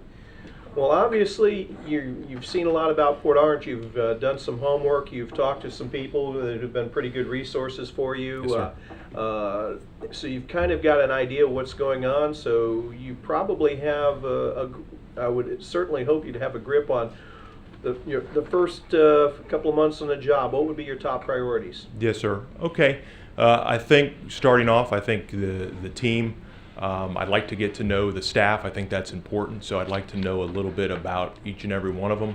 A little bit more about where the team is at with any hurdles, pitfalls, any obstacles. Like to figure that out. Also like to know the high points. At the same time, I'd like to get to know the council. Take some time to see your priorities, where you're at, what your plans are that I haven't already seen. I'm sure there's a lot. I've only got a snapshot. And then also, get out and about with the citizens to kind of balance that together. Once I get that lay of the land, I think it's important that I take that and then move forward with the team as a whole. So I think that's priority one. Number two, I know that the goals of the city, is public safety. I'd like to make sure when I get in, I know we have a strong fire department. I know we have a strong police department, but I'd like to make sure that the safety aspect is intact before going forward. A lot of discussion has been on Riverwalk. I know that seems to be a very hot topic item, simply for the fact that it's been a long time in the making, several decades. And so I think we've got a lot of momentum here in Port Orange in that endeavor, and I'd like to keep that moving. So that's one of those things where I think I dig in, and then we make sure that we keep that moving down the field. Okay. Drew? Brian, enjoyed this morning. Thank you, sir. Happy to have the chance to do this again. My question is quite simple. What are your core values, and which one is most important to you? Yeah, so I think, I got a lot. I could pick them off the top, but I think integrity is my core value that I bring to the game here. I'm a proven leader. You know that. I think my record speaks for itself, but integrity is where I stand. And so I think, the words that come out of my mouth, I'll stay true to those. I think you can bet on that. And if I'm telling you something, it's coming from a place of truth, and it's coming from a place of what's in best interest for Port Orange. Thank you, Brian. Scott? Thanks again for Yes, sir. not only your service to our country, but your interest in being the next city manager in Port Orange, and so we welcome you, and it's a pleasure to have you here. So questions I'm going to talk to you about, you and I've already discussed. So I wanted to put these back out in a public forum and let the rest Sure. of the council hear. So one of the unique things that I see with this particular situation is we're not only trying to fill the city manager role, but we really got to fill. You would have to fill an assistant city manager role, and I think it's important for myself, as I hope it is for the rest of the council, that we get them both right, and we want an assistant city manager that's ready to go and can step in and fill that role. Heaven forbid that need arises, quickly or without any kind of advance notice, obviously. So, talk to us a little bit about how are you going to go about filling that, and what are you looking for specifically for your assistant city manager? Sure. I think what you want is obviously the best and most qualified.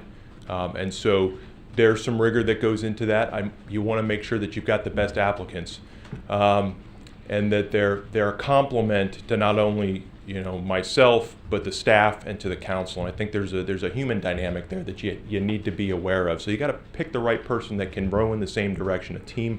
A team player. I think that's extremely important. You can be the smartest person in the room, but if you can't communicate it, there's problems there. So you want the best and the brightest, and you hope that they're the best and the brightest, and you hope that you can hire from within. And the reason I say that is because strong organizations, I believe, if you can hire from within and you have those core talents, you're sending a message, and you're sending a message to your staff that we value what you do here in the organization. And so if you can see a person move up, and I don't care if they're at the bottom or if they're in the middle or there's somebody behind me, if they want to move up and they have the opportunity to move up, that's a win for the organization. And that transcends not just Port Orange, but that also transcends the rest of the counties, the cities in the area. They know that Port Orange is the type of place where people can excel and move up. Thanks. Appreciate it. Back to the front, Jonathan? Hey, Brian. Thank Sir. you again for your service and for Sir. applying. It's good to have you here as one of the top 5 finalists. Thank you. When we were meeting earlier, I mentioned, you mentioned about the tech corridor and trying to find a way to bring some new businesses to Port Orange. And I was just curious, you're talking about bringing in SpaceX and Blue Origin subsidiary jobs, contractors, if you will. If you were the city manager, how would you go about approaching that process? What would you do to try and encourage some of these subcontractors to want to locate themselves here in Port Orange? Sure. I think there's a multiple prong approach on this, and there's a lot of experts out there. I certainly would meet with Tim and make sure that I'm having the discussions with the chamber, also Team Felucia as an economic development group, to make sure that we're lockstep.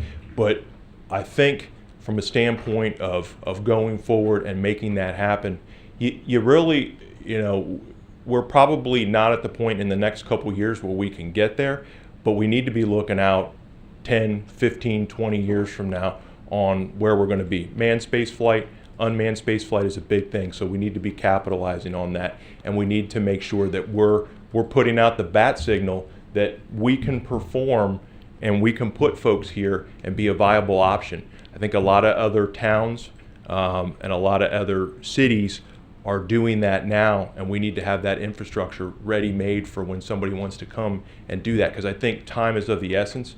You need to be expedient. A lot of places are ready-made. They turnkey the ability to come in and set up shop. If we had something like that and we could offer that, we're going to bring higher income. We're going to be able to diversify our tax base and bring those folks in here to help out.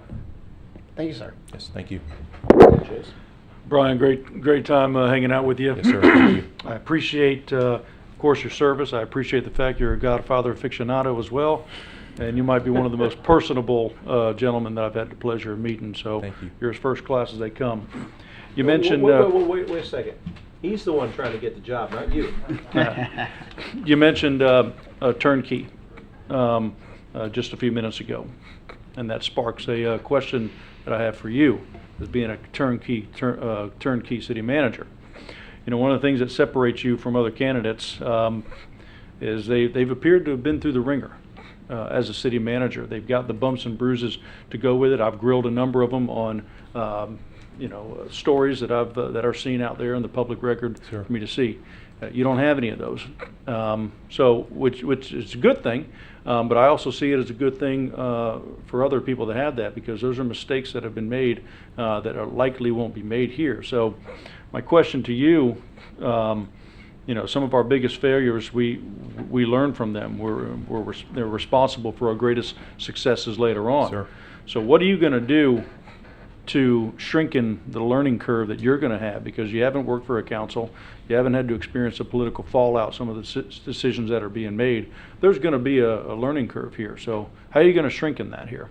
Yes, sir. To hit the point, I will tell you first and foremost that any leader that is worth the salt has had failure. I've had some of my own. Maybe they haven't been public, but I've certainly been, in a place where I could do better. And so I do that every day, and I try to better myself. So I just up front, I'm there with you. To shorten that learning curve, all of us, and I would say in the Navy, by and large, or in the services, or out in the private sector, nobody wants to come into a job and fail. I'm not motivated by failure, but I can tell you that it kind of rings home, as I told the mayor and a whole bunch of the councilmen. I wouldn't want to let you down, and that goes a long way.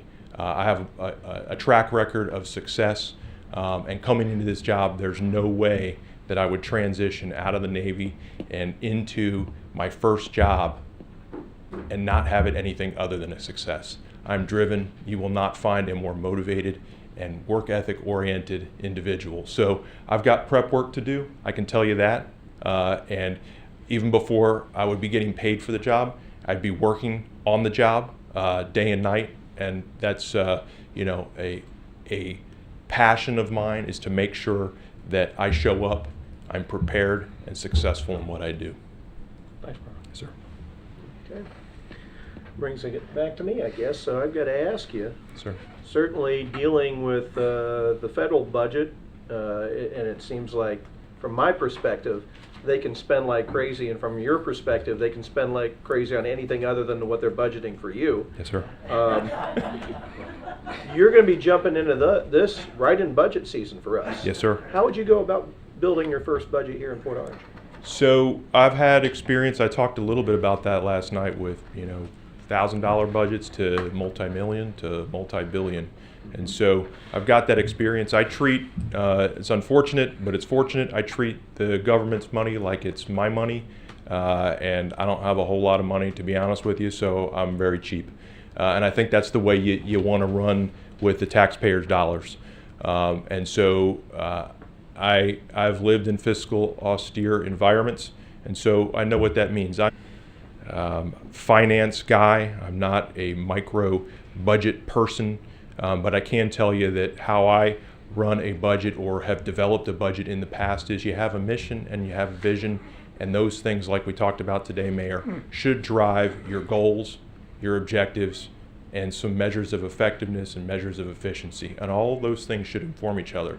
So when you have a strategic plan like that, that's how you should be building your budget. And so if you can't fit any of those things into the goals that you've got and your objectives, you shouldn't be building your budget with that. Those are things that you shouldn't be putting in there. So that at that level is important. It's also important when you're building the budget to make sure that your team knows what they're doing and they're talking to each other.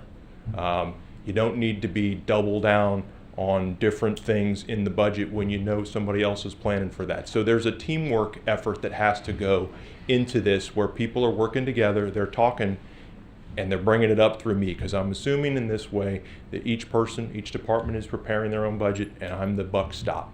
And before it gets to you, I'm going to make sure that we're not being duplicate and we're being good stewards of the taxpayer dollars. Okay. Drew? Mine's kind of two parts, so you can Sure. be as brief or expand as much as you want. What do you believe the role of the city manager should be? And if you are fortunate enough to be selected, I know there's a process for you to process out of the Navy. When would you how long would it be before you're available? Okay. So on the web page, it's responsible for the city functions, the ongoing city functions. I also view my role as as the head coach of the staff to make sure that we get it right, that we're doing the right things, that we're taking the cue from the citizens and the council to make the best use of the dollars, to make sure that we're executing the priorities and the goals. And so that's my job, is to ensure that we're running efficiently and effectively. To your Vice Mayor, for your question about when I could be ready to roll, if that was the case, the 28th of May is my terminal leave date. However, prior to that, I can be down here. It's just that's the technical when I can actually leave the Navy.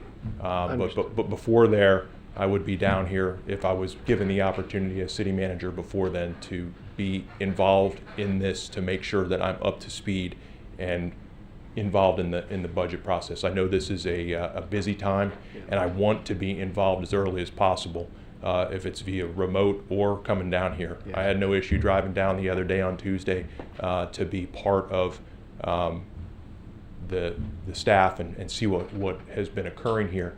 I will be out of a job, turning over change of command on the 9th of April, so that's going to make my load a lot lighter. I'm kind of, doing a lot of things right now, but once the 9th of April passes, that opens up a lot of free time. But officially is the 28th of May. Okay, fair enough. Thank you. Scott? We talked a little bit about this earlier. If you could just expand on it some more. Sure. One of the things that I think the community has is a concern, and we all do actually, is growth and development. And the state of Florida is a very popular state right now. A lot of people want to come to Florida. But it's something that weighs on all of us. It weighs on the residents. And so talk to us a little bit about how are you going to communicate with residents about what can we do, what can't we do, how does the growth and development process work? Yes, and if you have any ideas on how do we go about focusing and targeting quality development versus quantity. Okay, that's a broad question, and I hopefully I get to the answer on that. Is great. You've got 9.5 minutes. Okay, all right.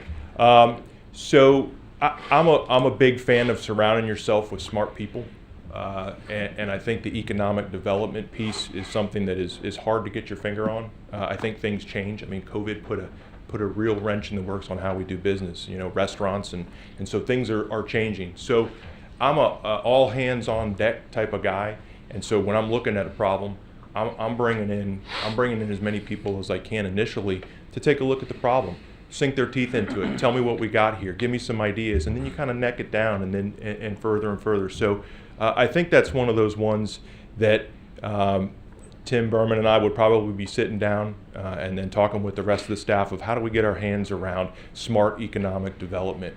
We're almost at build out. There's a lot of things that we can do, but it's what's going to work and what's going to be effective for the city of Port Orange. So to the second part of your question, I would say that I'm a big fan of strategic communication and transparency and letting folks know what we're doing well in advance. And that takes a lot of work and a lot of energy, but the payoffs are huge. If you let somebody know that, and I'll use an instance, that I gotta make them work on an airplane for 2 weeks straight right before going on deployment, I don't wanna tell them the day before they gotta start that 2 weeks. I wanna tell them 2 months out, 3 months out, as far as I can get to that. So what I would try to do is if we're going to enact something or move in a certain direction, you want to let people know what you're doing, how you're doing it, when you're going to do it, and what they stand to gain from it. And so that would be my take on how I go down that road. Thank you. Yes, sir. Charlie? I'm going to ask a semi two-part question. First off, how many other positions have you applied for in the last 12 to 24 months? And what will you do if you don't get this position here today with the city of Port Orange? Yes, sir. I'm curious. Yes, sir. So Port Orange is my first stop, and it's my last stop. I have not applied for any other jobs. I haven't even thought about it. This is the place I want to be.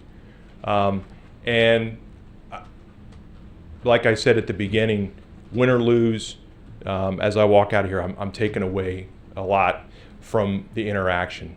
I want to be in Port Orange. I knew that 15 years ago when I set my dad up to live in the area. And so this is icing on the cake. I'm driven. This is something that I want to do. I have translatable skills from the job I'm currently doing. It's a very close parallel. Yes, there are some things that don't translate.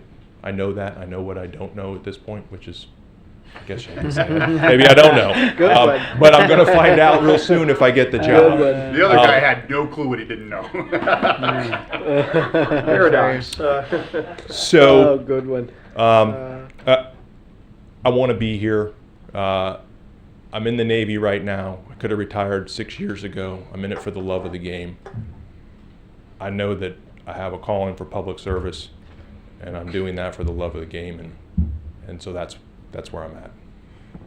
But I'm going to press you just a little bit. I still want more of a little bit of a direct answer. Just Sure. If today you don't end up being selected as the city manager, like what's next for you out of curiosity? So I've got to make some decisions. I want to continue in public service, but I don't know where that would be. Right. And what city. I am fascinated by it. I look forward to being able to help and make a difference somewhere, but I've got to figure out family. I've got, dad and mom, and so those things are dynamic. So I hopefully I'm not being evasive. I'm not trying to be, yeah. but I know it's in public service. I just don't know where, and I have not thought of any other place than Port Orange. Thank you, sir. Yes, sir. For Love of the Game, Kevin Costner, great movie. I saw the Great reference game. twice. Great show. Real quick, give about a 30-second answer real quick. We have multiple incomes in this city. We have residents that have said to me, raise my taxes, I want more services. I have other residents that have said, hey, I'm happy with the way they are, I don't need any more services, stop raising my taxes. How do you balance the demand for more services and infrastructure needs, and which are genuine needs here, from those that can't handle the $30 extra a year that they need to pay? Yes, sir. That's a very tough question, so thank you for serving that one up to me. I think that if you go back to the mayor's platform when running, it was to keep property taxes low, and so I think everybody can get their hands around that. So I would be in a place that would try to maximize our resources to stay and live within our budget. I think that you're going to have cost of living. You're going to have things that are going to drive the budget up. That's a fact of life. You just have to be smart on how you do it, and you need to make sure that, is that requirement really a requirement? Do I need to be doing that? Is that a quality of life, or do I need to do that because that's life or death? And so, as you go and tick off all of the goals that the strategic plan for Port Orange has, it's easy to bin stuff in quality of life because it doesn't fit any other place. So you have to really scrutinize that. And I think, that's where you send a message to your staff that, hey, look, if it's pork, it better be legitimate. And if it's not going in there. And you have to run a hard line, and you got to be the buck stop. Thanks, Brian. Sir. Ryan, you and all the candidates have told us what you can do and what you're good at. Tell me what you would consider your greatest weakness. Okay. That's an easy one. Simply for the fact that I'm extremely hard on myself, and we talked a little bit about that earlier. And some would say, well, that's not a bad thing, and I would say it's not, because I think it allows you to perform better, but it can also be a detractor. And when you start looking in the rearview mirror, what you could have done better, shoulda, coulda, woulda, you need to pull your head out of your rear end sometimes to go, hey, look, focus on what's ahead. That's done. I think there's value in looking behind you to make sure that you don't do it again, but you need to be looking forward. And sometimes, that affects me. So I do my best to keep looking forward and not focusing on that. Okay, appreciate it. We're at what, 2:09, 2:08. Yes, so you got the last 2 minutes to tell us why you want the job and why you're the best person for it. Okay. Well, first, I think that the way I would like to do this in closure is to say thank you to the staff You have a tremendous group. You know that you do, but they have gone above and beyond to support not just myself, but the rest of the candidates. And so like I said, even if I don't get the job today, I have taken away a lot, and they are a class act. And so how they ran this the entire way through, maybe I don't know any better because this has been my first stop, but they have been awesome, and I have appreciated every minute of it. The experience here with you has been fantastic as well. I got a lot to learn, so I have appreciated that. For me, why the job? Why am I the most experienced? Or why do I have the credentials that would make you choose me as your city manager? I have a recognized track record. I run the third largest installation, Navy installation in the world. 3 years in a row, the #1 naval air station in the world. 2 years in a row, the second out of 70 installations around the world. I've got a recognized track record of excellence. I build healthy, excellent organizations, and we win. I also know what it takes to keep a team together, to be moving in the right direction, that wants to win, that wants to be together, that operates as a family, and I'm excited to do that. I have no other motivation or aim behind this. You know where I'm coming from. It's a place where I want to see us do well and serve the citizens. And that's why I want the job, and I think you guys would be winning with me, but that's obviously your choice. Again, I appreciate your time and the effort that you expended with me, so thank you very much. Brian, thank you very much. Yes, sir. Appreciate you. Thank you. Yeah, thank you, Brian. Thank you, sir. Council, before we go into deliberation and selection, I want to highlight one more time what we're going to do moving forward. First of all, as soon as I'm done speaking, I'd like us to take a 7-minute break just so that we can refresh our heads. This is a difficult decision after talking to these 5 strong candidates today, and I want us to take a few minutes before we get into deliberation.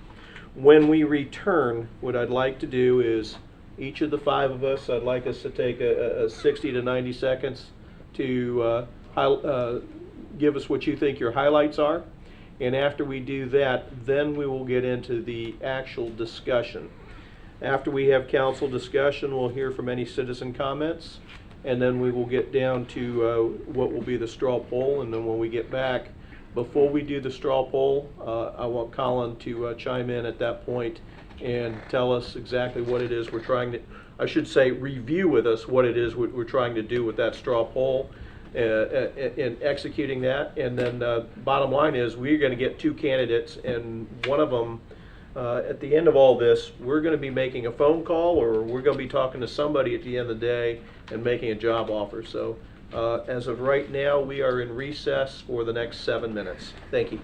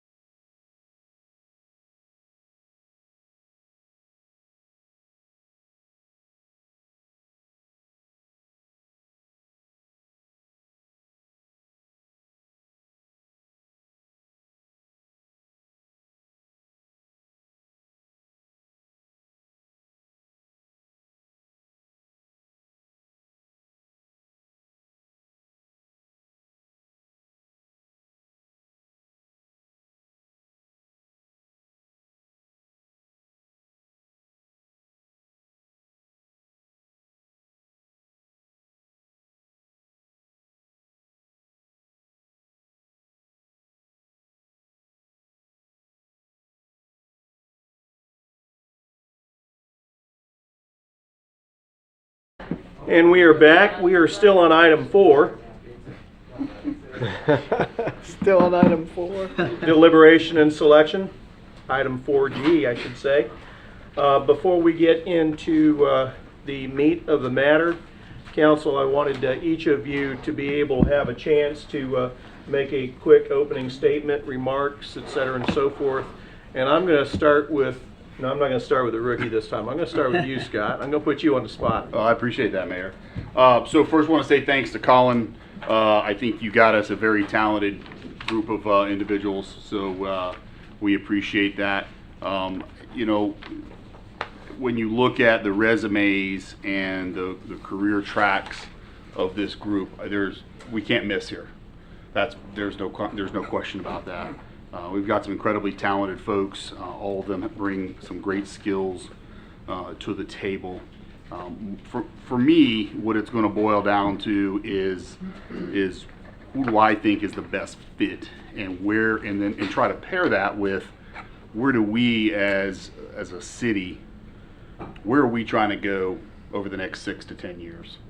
You know, while it would be great to have a city manager that's going to be sitting in the seat for the next 20 years, that's probably just not likely. It looks like the lifespan per se of the service for municipalities our size runs somewhere in that 6 to 8 year mark.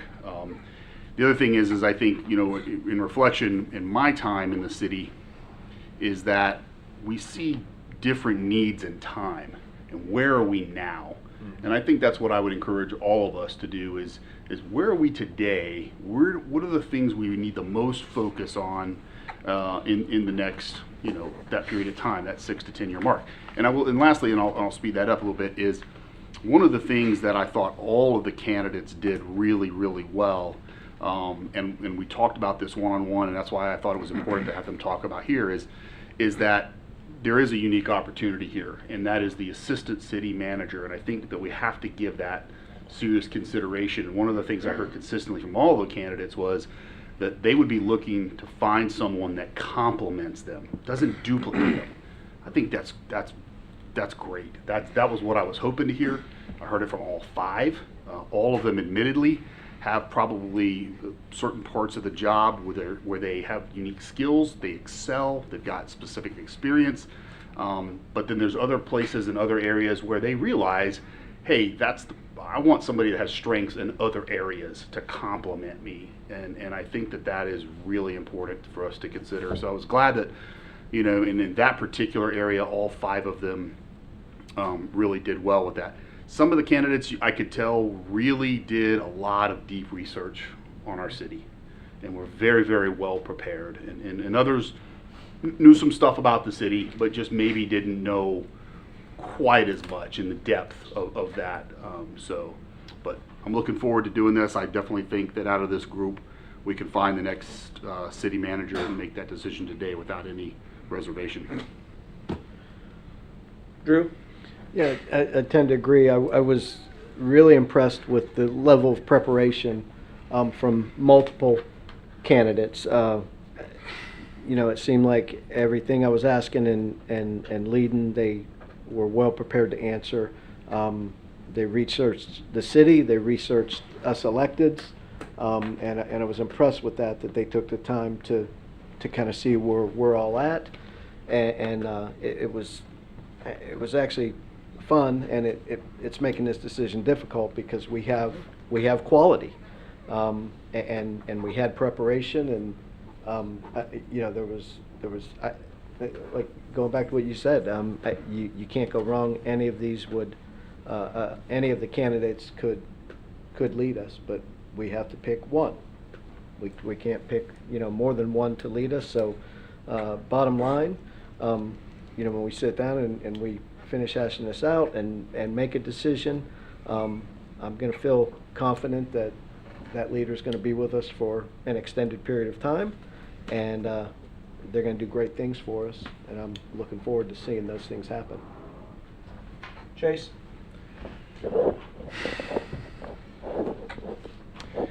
Seven years ago, we were in a place where we had a different set of problems that required a different skill set. Scott alluded to that a second ago, and I agree. We needed, or 6, 7 years ago, however long it's been since that last guy got here. We needed stability, we needed structure, and we needed consistency, and we have those now. We took a number of years to get to this point where we're at now. We're in a different position today, and therefore we require a different skill set and level of experience in order to get to the next level as a city. And this is head and shoulders the most quality group of individuals that we could possibly ask for. This by far is the most agonizing decision that I've had to make in this seat. Much prayer and thought and research has been going into this. And today, at this point, I had still been undecided. I did not come in with my mind made up. And I have been a roller coaster today, even. It's a great spot to be in because there is no failure here. The challenge is, how do you choose between Michael Jordan, Magic Johnson, Larry Bird, LeBron James, and Kobe Bryant? How do you choose between those? Michael Jordan. Yeah, I was going to go with Michael Jordan. Just myself. saying. Okay. Depends if you need a point guard. Can't lose. My point is, they can't lose no matter which way you go. There is no lose situation here today. And I think it's important to note, very important to note, that a vote for someone here today is not a vote against someone else. I think at the end of the day, whoever we decide on will bring our city to new heights. And wherever the 4 that are not chosen, wherever they go, they will bring the city that they end up in to incredible heights as well. This is a win-win situation all around. But it's a tough one. It is a tough call. Jonathan? Guess it's the detraction of not going first is you end up echoing the remarks of everyone else. But, you know, I want to start by, again, saying thank you to staff who has worked so hard as we've been working on this process. The way everyone has stepped up, I've said it privately and I'll say it publicly.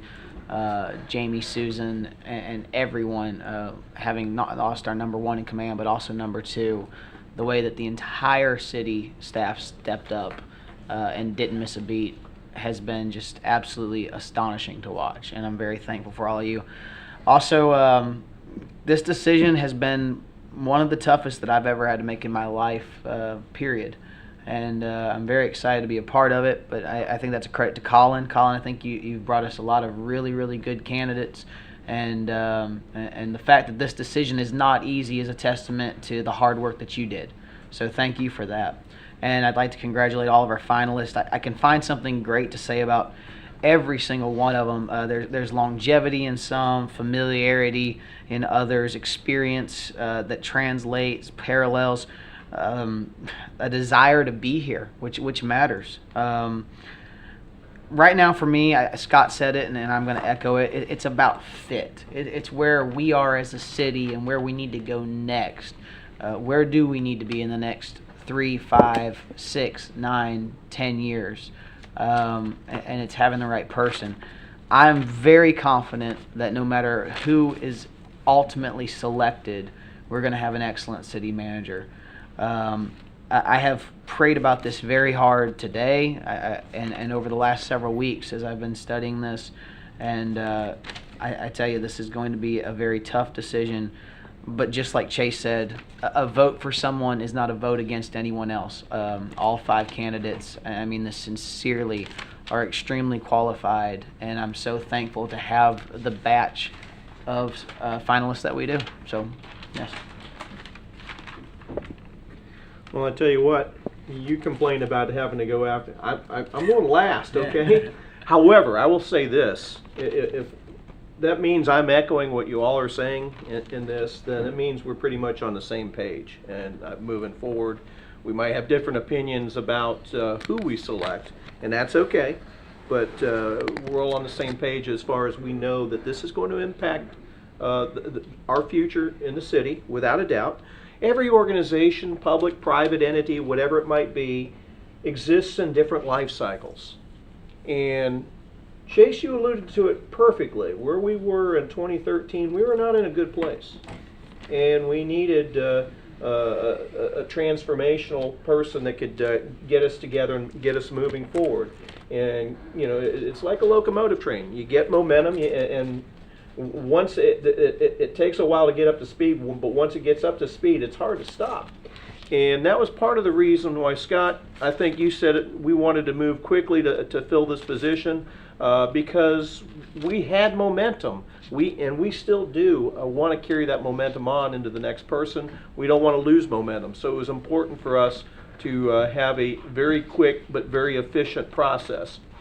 If we were in the public sector, having started in December, we are in the public sector. Having started in December and here we are in March making a decision is pretty quick. Private sector person might say, hey, that's, wow, you know, it would have taken me 2 weeks, a month, or what. This is a very open and transparent process, and naturally it's going to slow us down a little bit. And that's okay, because it really has given me time to go through the resume packets the way we need to. I did it again last night after meeting everybody. And keeping in mind where we are, not just where we've been, but now where are we going into the next stage of the organizational life cycle.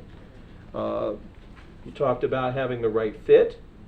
I think everybody here is pressing the right buttons as far as what we want to do and where we want to go.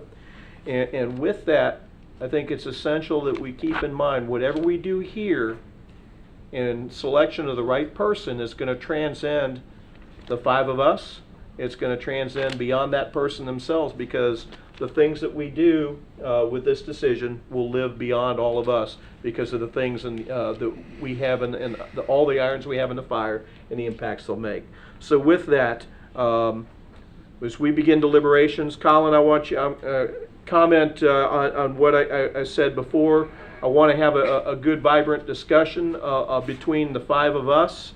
I want to hear from the public. And then I want to get down to that last, when we do the straw poll, so we have those last 2. And then we will debate and then hopefully nominate at that point. Colin, am I on the right track? I think you are, sir. What I would say is that when you get to the straw poll, the reason we ask you to pick 2 is to kind of get a consensus. When you've got 5 great candidates, you could be divided 1, 1, 1, 2. Yeah. Or actually it could be divided 1 each. And so by picking the top 2, you'll put yourself in a position where you can see perhaps if there's some consensus, and there probably will be. Generally what we find is that there's one that kind of comes out a little bit ahead, and then there might be 2 that are tied for second place, but generally there's 2 that emerge as your top choice. And the other thing I would say is, you know, if you're not comfortable making a decision today, you can put it off a few days and reconvene, because, you know, sometimes if you sleep on it, it becomes a little clearer. But that's really your call. If you're comfortable going forward today, that's great. Are you kidding me? I can't sleep now. Yeah. I think they've already put chains on the outside doors. Thanks, Colin. Why don't we start with Jonathan?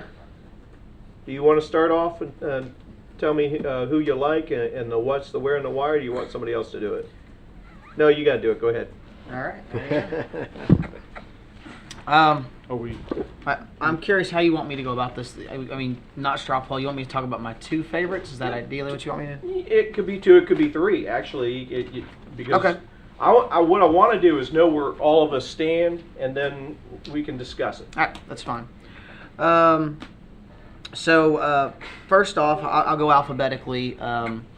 Michael Bornstein, Sorry, apologize. I'm impressed with his longevity in his previous positions. All the questions that I asked him, I found just in us speaking back and forth from each other, I ended up with more notes with him than anyone else, because every answer he gave me was thorough, and it just helped to clarify my reservations, which I was trying to solve. For me, I believe that he has a lot of experience that he brings to the table, and is the kind of person who could really be a part of this going forward with where the city is now. I think our city's already in a really good place, and I think he has some of the seasoned experience to lead us forward. Secondarily, I like Wayne Clark. I like Wayne a lot. Experience, familiarity, being here, community development, master's degree. That is pretty much exactly what you want for somebody to sit in a city manager position. I was impressed by him here on the dais speaking with us and answering all of our questions. His answers were thorough, they were quick, we were able to move through things rather rapidly, and I think that kind of is a testimony to just his familiarity with Port Orange, which I didn't know Wayne. I know most of the people in this room knew Wayne when he was here before. I did not, and I still came away very impressed with what he had to say. And then third is, for me, and this will be the last one I'm going to mention, is Robin Hayes. Her experience in Mount Dora, she made it clear she likes a challenge. She sees challenges here, and I believe that, her answers for me on Riverwalk, when we were meeting, about how she would approach that, I found that to be very interesting. I also liked her answer when it came to assistant city manager, which I know Scott put a lot of emphasis on. She wants somebody that was, high in ethics, approachable, but had complementary knowledge. She kind of acknowledged to me the areas that she doesn't think she is maybe the most strong, and that she would search for someone who would complement her well. And she impressed me a lot for those reasons. I also really like her desire to be in Port Orange. This is her second time applying, second time being a finalist. She's made it clear that she enjoys traveling to and from Mount Dora to here because she wants to be here. And there is something to be said about that. And that's currently my three, and that's my line of thinking. Okay. Chase, what are you thinking? Oh, man. Aren't you glad we made the rookie go first? He's not a rookie. He's doing a great job. Yes, he is. Thank you, sir. I can go down the list, and I will. I'm going to go down each one. And I was been a roller coaster of emotions the last 24 hours.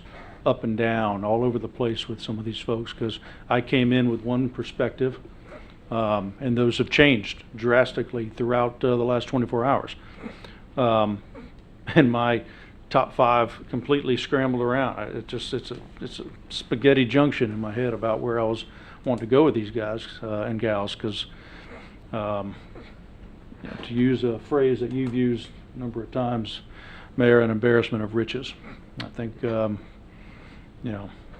how do you make a call like this? But then I got to go back to where my original thought process was, devoid of any emotion and getting to know type people. Even though those are important qualities, I've got to be able to connect with people. I want to see them interact.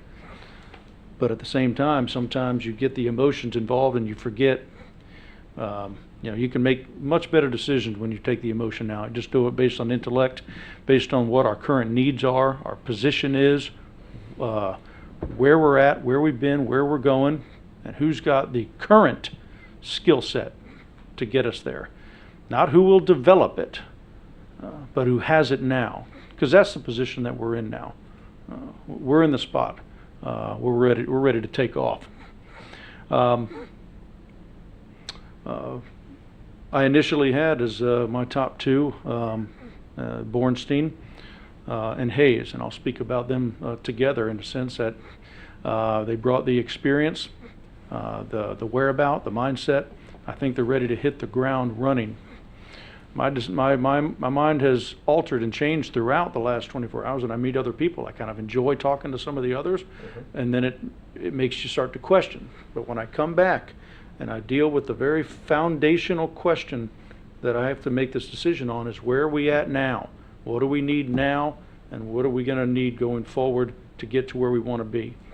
I think those folks, as I thought on day one and believe now, can hit the ground running. I've researched heavily the challenges that Bornstein has had to face down there, and I've watched how he's handled it with professionalism and the ability to keep a city running. He doesn't have to come in and clean house or anything of that nature. He's ready to go. Robin Hayes, same thing. I was hesitant on Robin when I learned of a little more turnover that I didn't really want to see in leadership. But we've had turnover here, even in the past 7 years. And I don't think that's a reflection of our leadership. So I want to be fair in my assessment of that. And when I appreciated her response there, was that, hey, listen, I demand a high level of accountability and high level of performance. If I don't get it, get off at the next stop, or I'll get you off myself. So I appreciate that.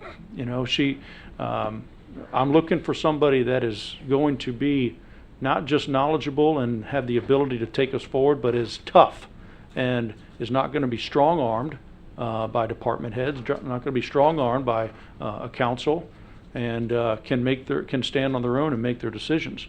I think the two of them have that. I think they all have that toughness, frankly. And at the same time, I love Wayne and Brian. Both of those guys, high quality. If we're left to nominate and vote on either one of them, I think we'll be in great hands. But, and there is a but, I come back to where I'm at. I think we'd be well served, but we should know that there is a tremendous learning curve. And I don't believe that our takeoff will be as timely as it would be with a more seasoned manager that has the bumps and the bruises and the record to show of the successes and failures. I mentioned earlier about how some managers have a record and they have public mistakes, and it's some mistakes that they've made elsewhere that I believe will only serve us to benefit us here, because the learning curve will be much smaller. Even with, if we choose to hire a first-timer, I think we will eventually get to where we want to be, but it will take longer. Allen Als wasn't even in my top 5 when I was looking at him. Wasn't even in the top 5. And at some point in the last 24 hours, he boosted way up, and I love what he brings. I don't think there's a more highly qualified individual than he. Something he said last night has struck with me, though, is he said, I'm looking for a city, and I didn't really listen to much after that, because he's looking for a city.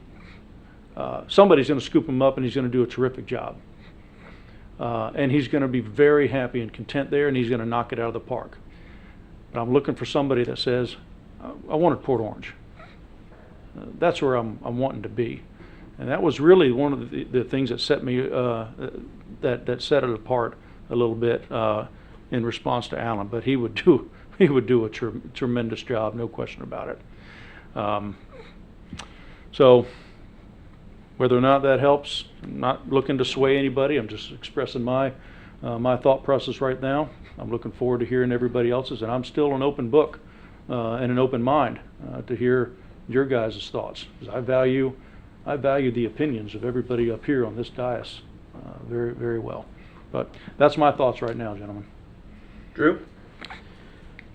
Okay, that's hard to follow, Chase. So we sit here, going through this, and pared 90 down to 5. Some dropped out, and a couple of candidates that withdrew themselves, I was interested in talking to. Mm-hmm. And then I think we ended up with 4 of the 5 finalists, if my calculations are correct, from the extension, from the second batch. Uh-huh. And so that the way it played out and the way it happened is good. First thing I want to do is recognize Jake and thank him. 1, for your service and being here, and 2, for the team that you put together that we're left with.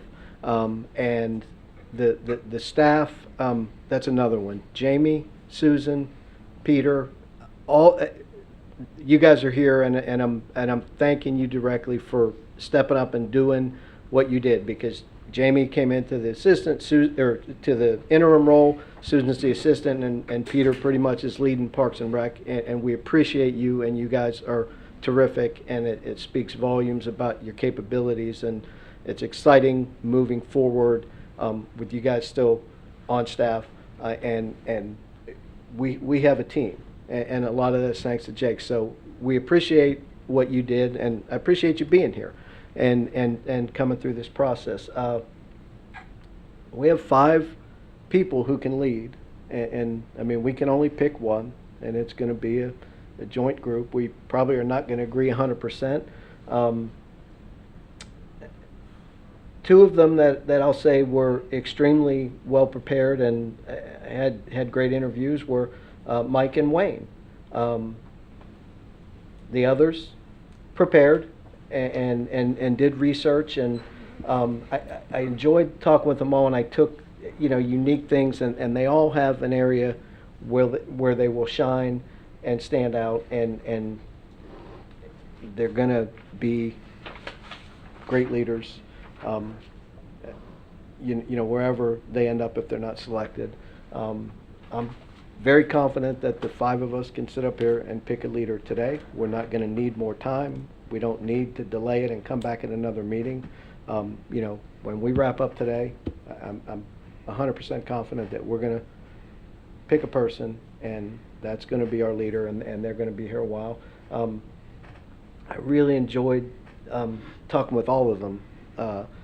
Last night, I spoke with all of them briefly. I wanted to see the interaction. I wanted to see, how they dealt with the public and it really wasn't. I didn't feel it was appropriate for me to be grilling them or trying to interview them there. It was, it was, more or less to see the reaction, how they do with the public and all that. And I took things from that. And then today's interviews went really well. And so again, we do have a tough decision, and I'm looking forward to moving forward, hearing from Scott, and getting this done. I'm ready for Looking this. forward to hearing from Scott, but not from me. And you. Okay. Yeah. Well, then let's hear from Scott before the. Thanks for the build-up, Drew. No pressure. Right? Always hear from Don. So, this is the second time that I've been through this process, as a few of us have, and I will say that when I went through this process the first time, I had a picture in my mind of what a city manager needed to be, and the skills and all that stuff, and heavily in my mind at that time was they needed to have a lot of experience as a city manager, and a lot of experience as a city manager in the state of Florida. And so going through that process last time, I don't know that I prepared myself as well, and maybe had the same outlook that I would today, and I owe that to some degree, or to a lot of degree, to our last city manager, Jake Johansson, because the one thing he showed me was that you didn't have to have city manager experience in a municipality to be a great city manager in Port Orange. But you did have to have some qualities and some certain characteristic traits and things like that. And so I think that the 5 that we have all have those. I would echo that. I think I could put my head on the pillow at night and feel pretty good about any of the 5 here. But like I said before, I'm really looking for a fit. One of the things that, and I'll share with you, we did private interviews. For those that are watching today that maybe you're not aware of the whole process, we had private interviews this morning that were much more in depth, with more time as part of the phase this morning, and then we had a public phase with just a couple of questions each. But the Private first question, interviews, which were one-on-one. right? That's Private why you say interviews, that. one-on-one. The first question I asked every candidate this morning was, "What do you see as the greatest assets in the city of Port Orange?" So, as the candidates were giving me their answers and talking about what do they see in Port Orange, several have spent a lot of time in our community in the last week or so. They've done a lot of research online. They've driven around. I believe we had a process yesterday where they all got to tour the city and all those things. So as they were giving me their feedback of what did they see, what did they feel, what did they really like, what were they putting in really high regard, there was a tremendous amount of consistency I mean a tremendous amount of consistency. Then this afternoon, when we were having this conversation,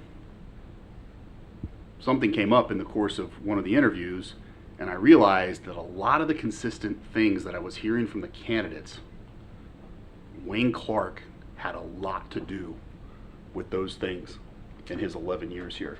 Not all of them, but a lot of them. And they were very strong things. And I know that not all the candidates were coming in there to build up one of their competitors, if you will, but it just all came together. And that's one of the reflections that I have there. The other thing is that Mike Bornstein, high energy, lot of experience, very passionate. I clearly see him, as I do all the other candidates, of somebody who's not coming to Port Orange to semi-retire.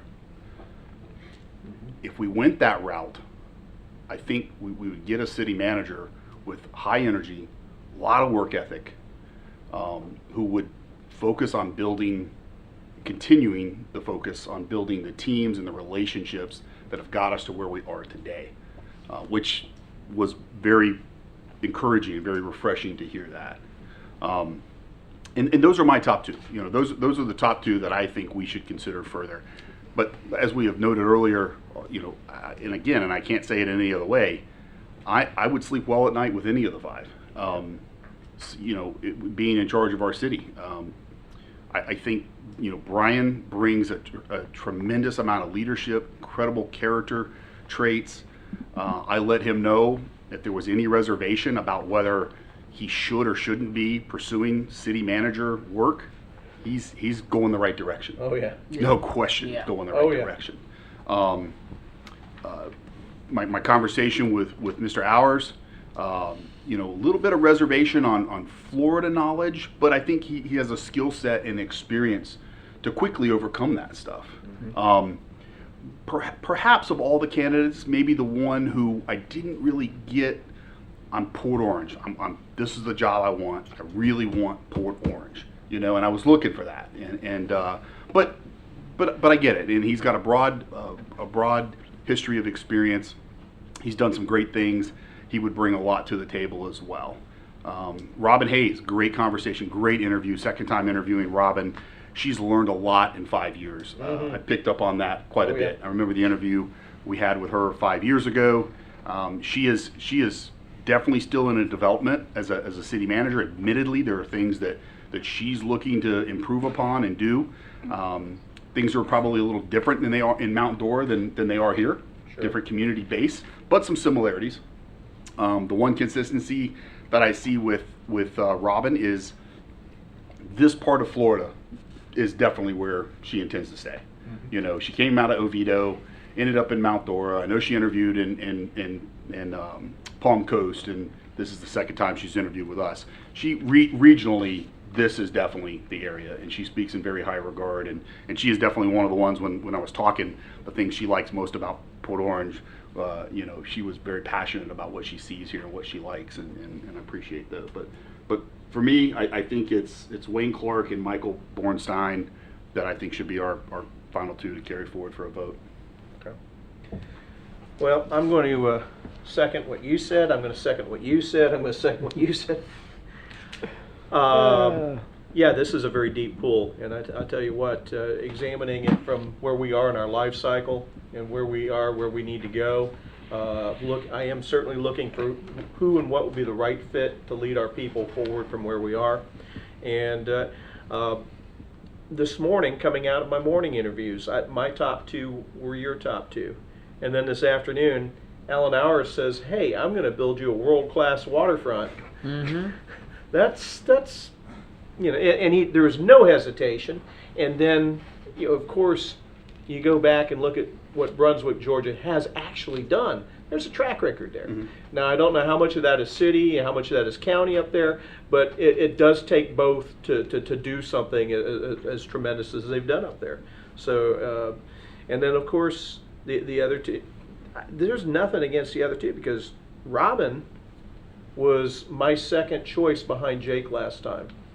And she is a much stronger candidate this time with 6 years experience since then. And to say that she's not in my top 2 or 3, that speaks well of a couple things. I think, one, it speaks well of where we are as an organization and the kind of talent we can attract. I think it speaks well of the job that Colin has done for us, and I think it speaks well of her, absolutely, as part of a large talent pool of 5 terrific individuals. So with that, all of us having gone on the record, I want to give the public who is here a chance to speak. If anyone here would like to put in their input before it comes back to council. And there being none, it comes back to us. Council, final comments before we go to the straw poll and pick your top 2. Any other comments? There being none, let's take a couple minutes. Pick your top 2. Just put an X or a check mark. You're not ranking them, it's not a ranking. It's just who are your top 2. And then Robin will, when we're ready, Robin Fenwick, our city clerk, will collect our ballots, and then we can discuss.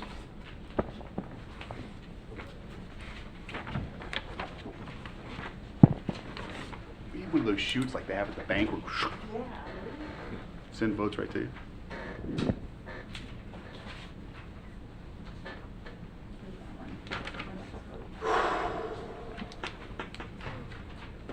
The suspense.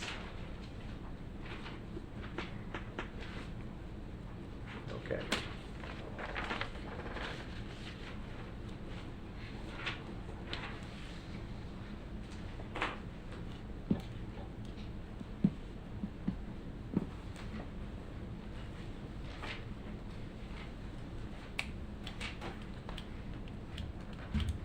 All right. You need a calculator? I do not. You guys are together. All right. So this is Jonathan Foley's votes would be for Mike Bornstein and Wayne Clark.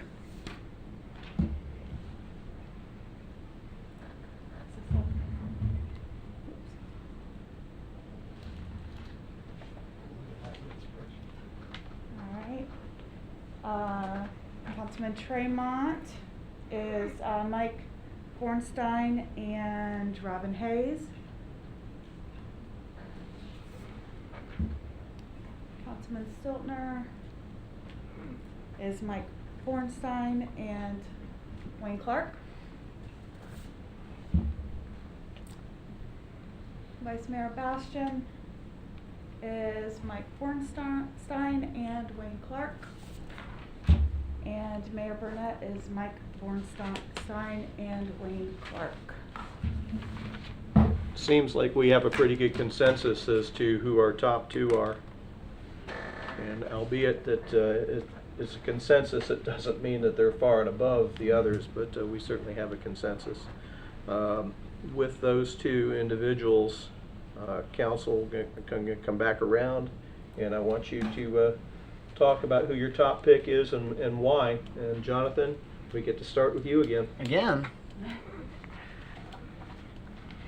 Oh, goodness. I thought splitting hairs for I thought the first 5 were splitting hairs, trying to get down to 2, but getting between Wayne and Michael is even harder. Trying to think how I want to formulate what I want to say here. For me, Wayne Clark, people will be quick to say, oh, the lack of city manager experience. And they want to point to that. But then I start looking at his education and then his experience in everything else he's been. When we spoke to him about why he's been back and forth between basically this area of Florida and that area of North Carolina, he justified my concerns that this is where he really, really wants to be. And this is where his family wants to be. When you look around at Port Orange, a lot of what we all enjoy today as citizens of the city are things that his hand was a part of.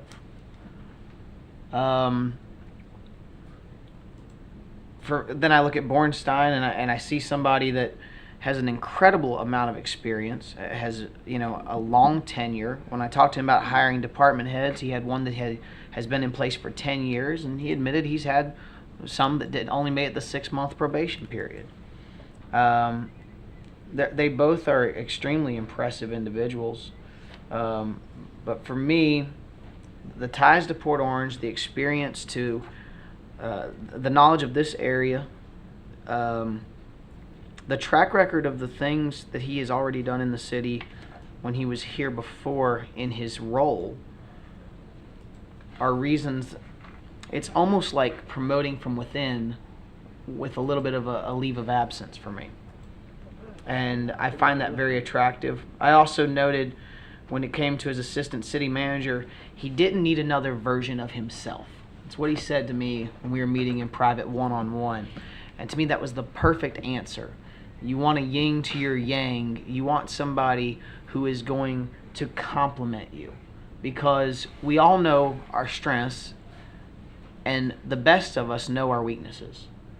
And for me, if he understands that and he's willing to work to find somebody that is going to complement him well, it's my belief that he would be the right choice for where Port Orange is today. Okay. Chase? Well, goes back to what we were discussing before. A vote for somebody is not a vote against another person. I'm happy with the top two. Yeah, you can't hire both of them, though, right? I'd love to be able to hire all five. Yeah. Figure out a place for him somewhere. The dream team. But I kind of have based on the comments, I kind of get an idea of where we're going to end up landing. But I will say, as I mentioned before, since Mike was in my top two, he'll have to remain the top one at this time, because again, I'm making my decision based on where we're at and what our needs are today and how we're going to get from A to B in the most rapid time possible. I think he's going to be able to hit the ground running. He brings a skill set that does not require a learning curve. He's got it, for all the reasons mentioned before, he's homegrown as well. He knows this area, so even separating himself more from the other three was the fact that this is home for him as well. I don't see him coming here and padding his resume and going somewhere else. We're here. We'll have a guy for the long haul with the energy and the knowledge and the skill set that we need right now to take us to that next level. That said, I will also speak about Wayne. I've received more phone calls in support of Wayne than anybody, and that's saying something. Yeah. And this is home for him. I firmly believe that he's not coming here to pad a resume, and he's going to do a dynamic job. He's going to have a learning curve. He's going to have to learn how to be a leader of an entire staff with multiple departments. He's going to be the one making the call, and I've always liked his temperament. I love him at that. Loved him at that podium when I was running for 2 years, watching him in action, and I counted it a privilege to work with him for the short amount of time that he was here. And should we get to a situation where there is a consensus, I will not be voting against him. I'm going to be in consensus, so we're not a divided council, and our next city manager has a mandate from the council that they're our guy. So I said before, you cannot lose with this decision. It's a win, win, win, win, win all the way around. So, my comments. Drew? My top two, of course, were Michael via vote and Wayne, and my reasoning behind it, they both have multiple years of government experience. One has the leadership, and Wayne has, being a department head and the economic development side, he has tremendous knowledge of Port Orange and has made tremendous relationships in his past capacity. And, wherever he goes, success follows him. And I have no doubt if he's selected, that he would be tremendously successful here. And, I got the answers in the one-on-one interview. The biggest thing for me was, is this going to be your last stop? Is North Carolina, are you done with North Carolina? And he assured me he was. It makes it hard because we have two guys with Florida experience and municipal government experience, and both show leadership qualities. And so, here we are. I seem to pretty much be in agreement, where we're heading. And I'm just super excited to see, what's going to be accomplished as we move forward. We make our selection, and the process plays out, and where we're gonna end up. We got a tremendous team, and I'm just looking forward to our future is bright for sure. So you're still trying to figure it out? And I got to figure it out. You just won't tell us. Yeah. That doesn't help Chase build consensus. It doesn't help. Way to argue for your guy, Drew. I'll tell you this. When the second round of applications came in, and I'm reviewing, I think we got 29 in the second round. Yeah. And as I reviewed them and started taking notes and making notes, it kind of all kept leading back to Wayne Clark. I was excited when he applied. Yeah. And then to see it. I wish it would have been in the first go around, but he came around and we have him, and he's obviously Port Orange is his home, and he's committed to Port Orange, and he has a lot of knowledge. So that's where I'm leaning. Scott? So, share a quick little story that I don't think anybody in this room knows. The last time we were going through this process, at some point in the process, and I don't recall exactly when, but at some point in the process, I kind of, and maybe it was premature, but developed a little bit of a feeling that we weren't going to get there like we are today. Yeah. That it wasn't going to happen. That we were going to need to keep looking. And I'm glad that turned out to be a bad feeling. But during that process, in my mind, I'm like, Port Orange has got to keep moving forward. At some point in that process, I went to the community development director, who was Wayne Clark. And I said, Wayne, I got to know right now, if we don't get there in this process, and we got to continue this process forward, can you step in and be the interim city manager for Port Orange? That's how much confidence I had in Wayne then. And he said he could, and he said if that was our direction, he would do that. Fast forward, that didn't need to be done, but he was willing to step in then. I had the faith and the confidence of him then, as I do now. I know Wayne's got a lot to learn. I think anybody, I don't care what your experience is, when you come to Port Orange, like I told Jake a million times, he probably has heard me say this, it's different in Port Orange. Things are just different, and you got to learn the Port Orange way, and you got to embrace it, because if you think you're coming here to change Port Orange to something the residents are not looking for, it's not happening. You will be here for a very short amount of time, and you'll be gone. That I'm confident of. So why do I think Wayne's the right person? Well, Wayne's the only one with a master's degree. He's got a master's degree of study in field-related study. He's got a certificate in municipal administration from the University of North Carolina. He's got a bachelor's in communication from Clemson, and he's got a master's in regional planning from Clemson. Where we are, well, let me back up a second. And so overall, he's got 30 years of municipal government experience. 20 of the 30 years are in management and leadership role. So management in different roles and in different sizes. In some degree, some of the candidates that we saw applying for the job have probably had fewer people working for them as department heads than he's had in departments. You know, so when we're talking about scope of people and what they're doing, size of cities, all that kind of stuff, I think he has had plenty of experience in big organizations, working on big projects and managing big things and important things. He's got a learning curve. He knows that. He knows that he's got to find an assistant city manager that complements him. Doesn't duplicate him, but complements him. He's very well aware of that. Right now in our city, I think, at least I feel, over the next 6-8 years, we are in that point where growth-wise, we're almost at build-out. We got to start really focusing on redevelopment and infill and how do we maintain quality of life. How do we bring in good quality growth, less density? That's his skill set. He knows how to do that. He's done that in Port Orange.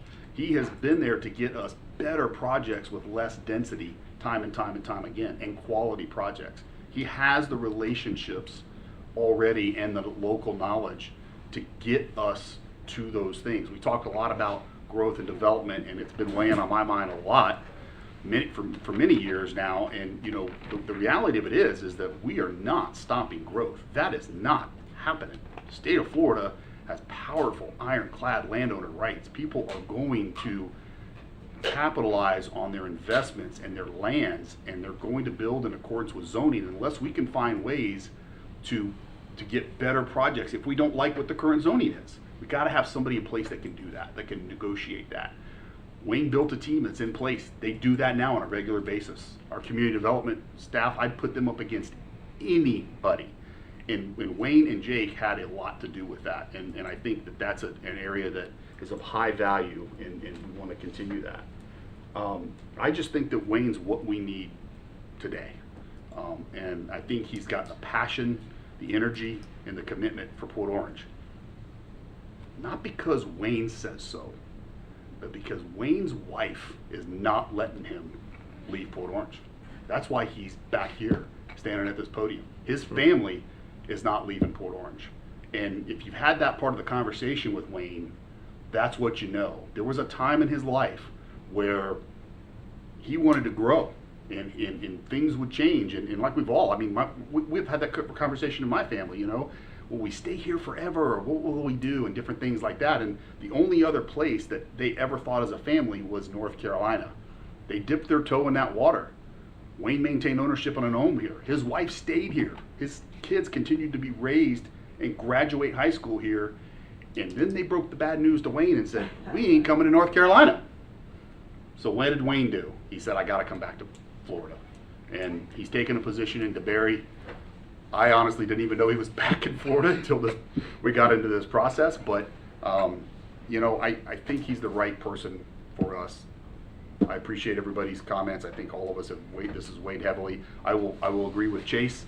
I've had probably no less than 7 or 8 folks reach out to me, probably more than that, considerably, and they've been very, very consistent that they think Wayne Clark is the right choice for Port Orange right now. Yeah, I was going to say this could be the first 3-2 vote of the next city manager's career, and we'll do it a little bit differently here in a second. But I can tell you, we have made some of our best decisions over the years with 3-2 votes because we've deliberated them at length. I was extremely happy to see that my friend Wayne Clark had applied. There's a reason why I can call him my friend. It's because what he's done in the past as a track record for us and for our community, and those are the kind of people you want to be able to call your friend. And I started digging through these other applicants, reading through other 90, and I came up with my own 13, and then we had our 10, and then we had our 5. And in reading those 5, Mike Bornstein's resume stood out to me among all of them, including Wayne's. Because the only thing Wayne hasn't done is the actual job itself. And Mike Bornstein did, and he's had a lot of upheaval, politically speaking, down in Lake Worth Beach.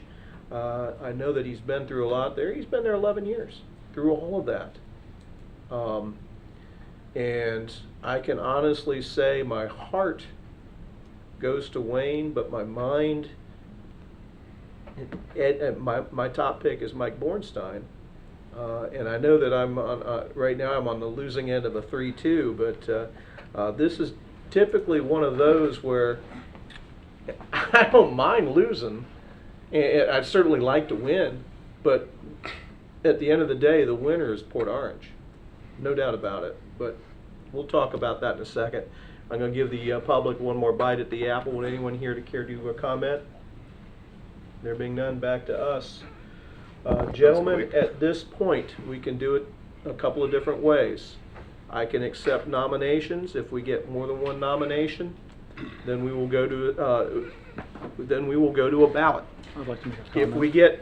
If both people end up being nominated, here's what I want you to do with your second straw ballot. This is a public document. I want to make sure it can be discerned from the first one you use. Cross out the word straw preference poll and write the word ballot at the top, and cross out the other 3 names and just leave the 2 on there. That way, if there's ever a public records request for this, that it's easy for the clerk to tell what we used for the straw poll and what we used for the ballot. So at this point in time, I'd like to make a comment. I'm going to ask for final comments, and then I'll ask for nominations. Let's start with Jonathan again. Final comments, any? Just again, that it is absolutely, you're right. We are comparing to crisp, brand new $20 bills. You can hardly tell the difference. Both would be excellent city managers, and win or lose, I'm okay with however you come out on this, because no one loses. The city of Port Orange wins either way, and that's all I really have to say right now. Chase? Yeah, this is how it's supposed to be done. Appreciate the professionalism all across the board. Appreciate this council. You know, you guys have made terrific comments that have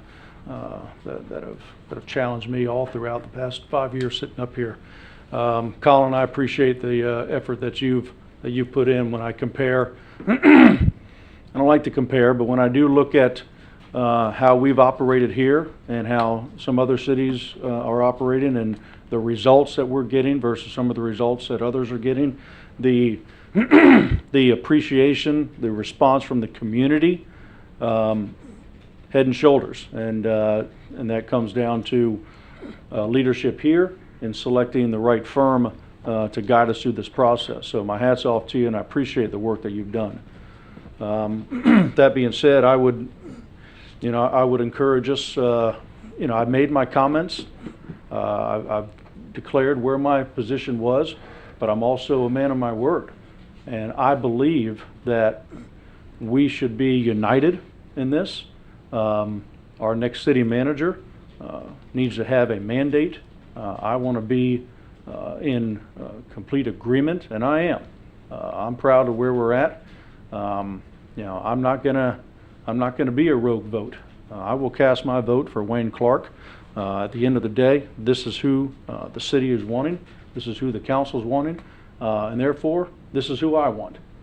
So I'm going to be proud to work alongside of Wayne. I know he's going to be a terrific asset.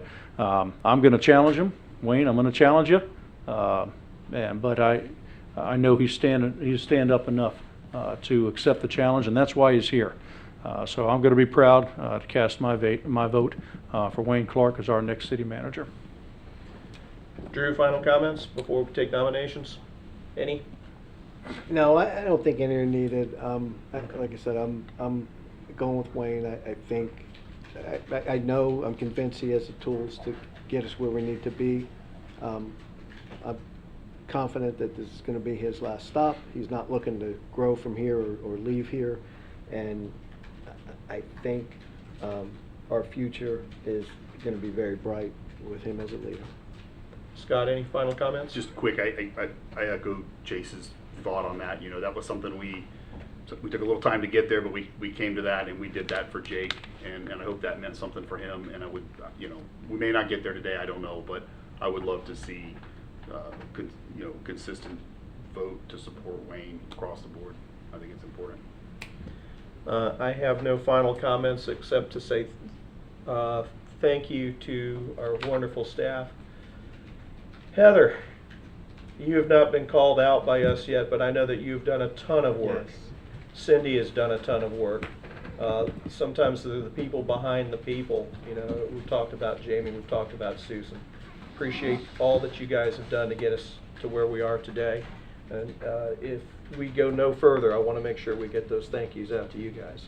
And my final comments would be like simply this: council, we worked hard to get to this stage. Let's get it done. At this point, nominations are now open for the position of city manager. I'll accept your nominations now. Nominate Wayne Clark to be our next city manager. We have a nomination. Do I have a second? I'll second. Do I have any further nominations?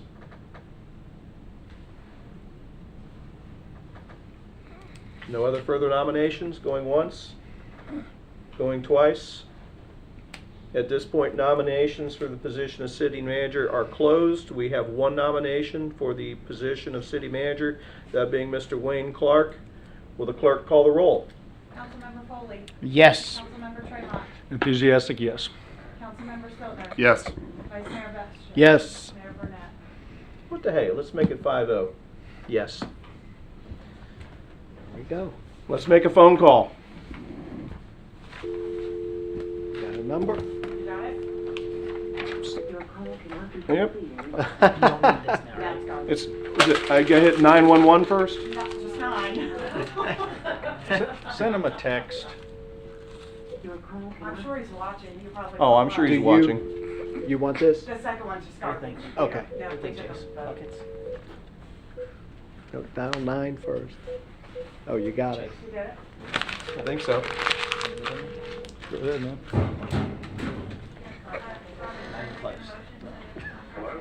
Hey, Wayne, it's Don Burnett. You're on speaker inside the city council chambers. How would you like to be the next city manager of the city of Port Orange? I would like that very much. You're in.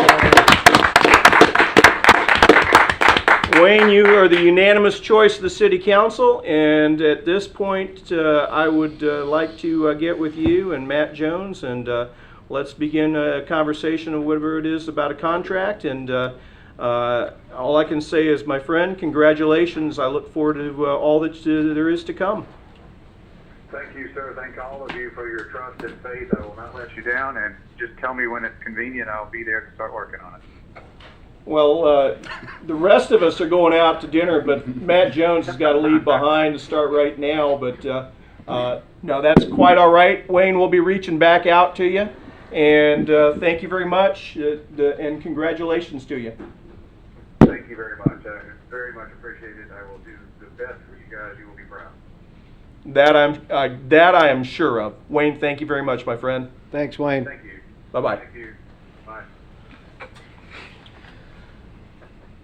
What other business comes before us, Robin? Do we need a motion authorizing you and the mayor to negotiate that contract? Yeah, we'll go ahead and formalize it. Would accept a motion to authorize the mayor and the city attorney to negotiate the contract on your behalf and to be brought back for your approval. So moved.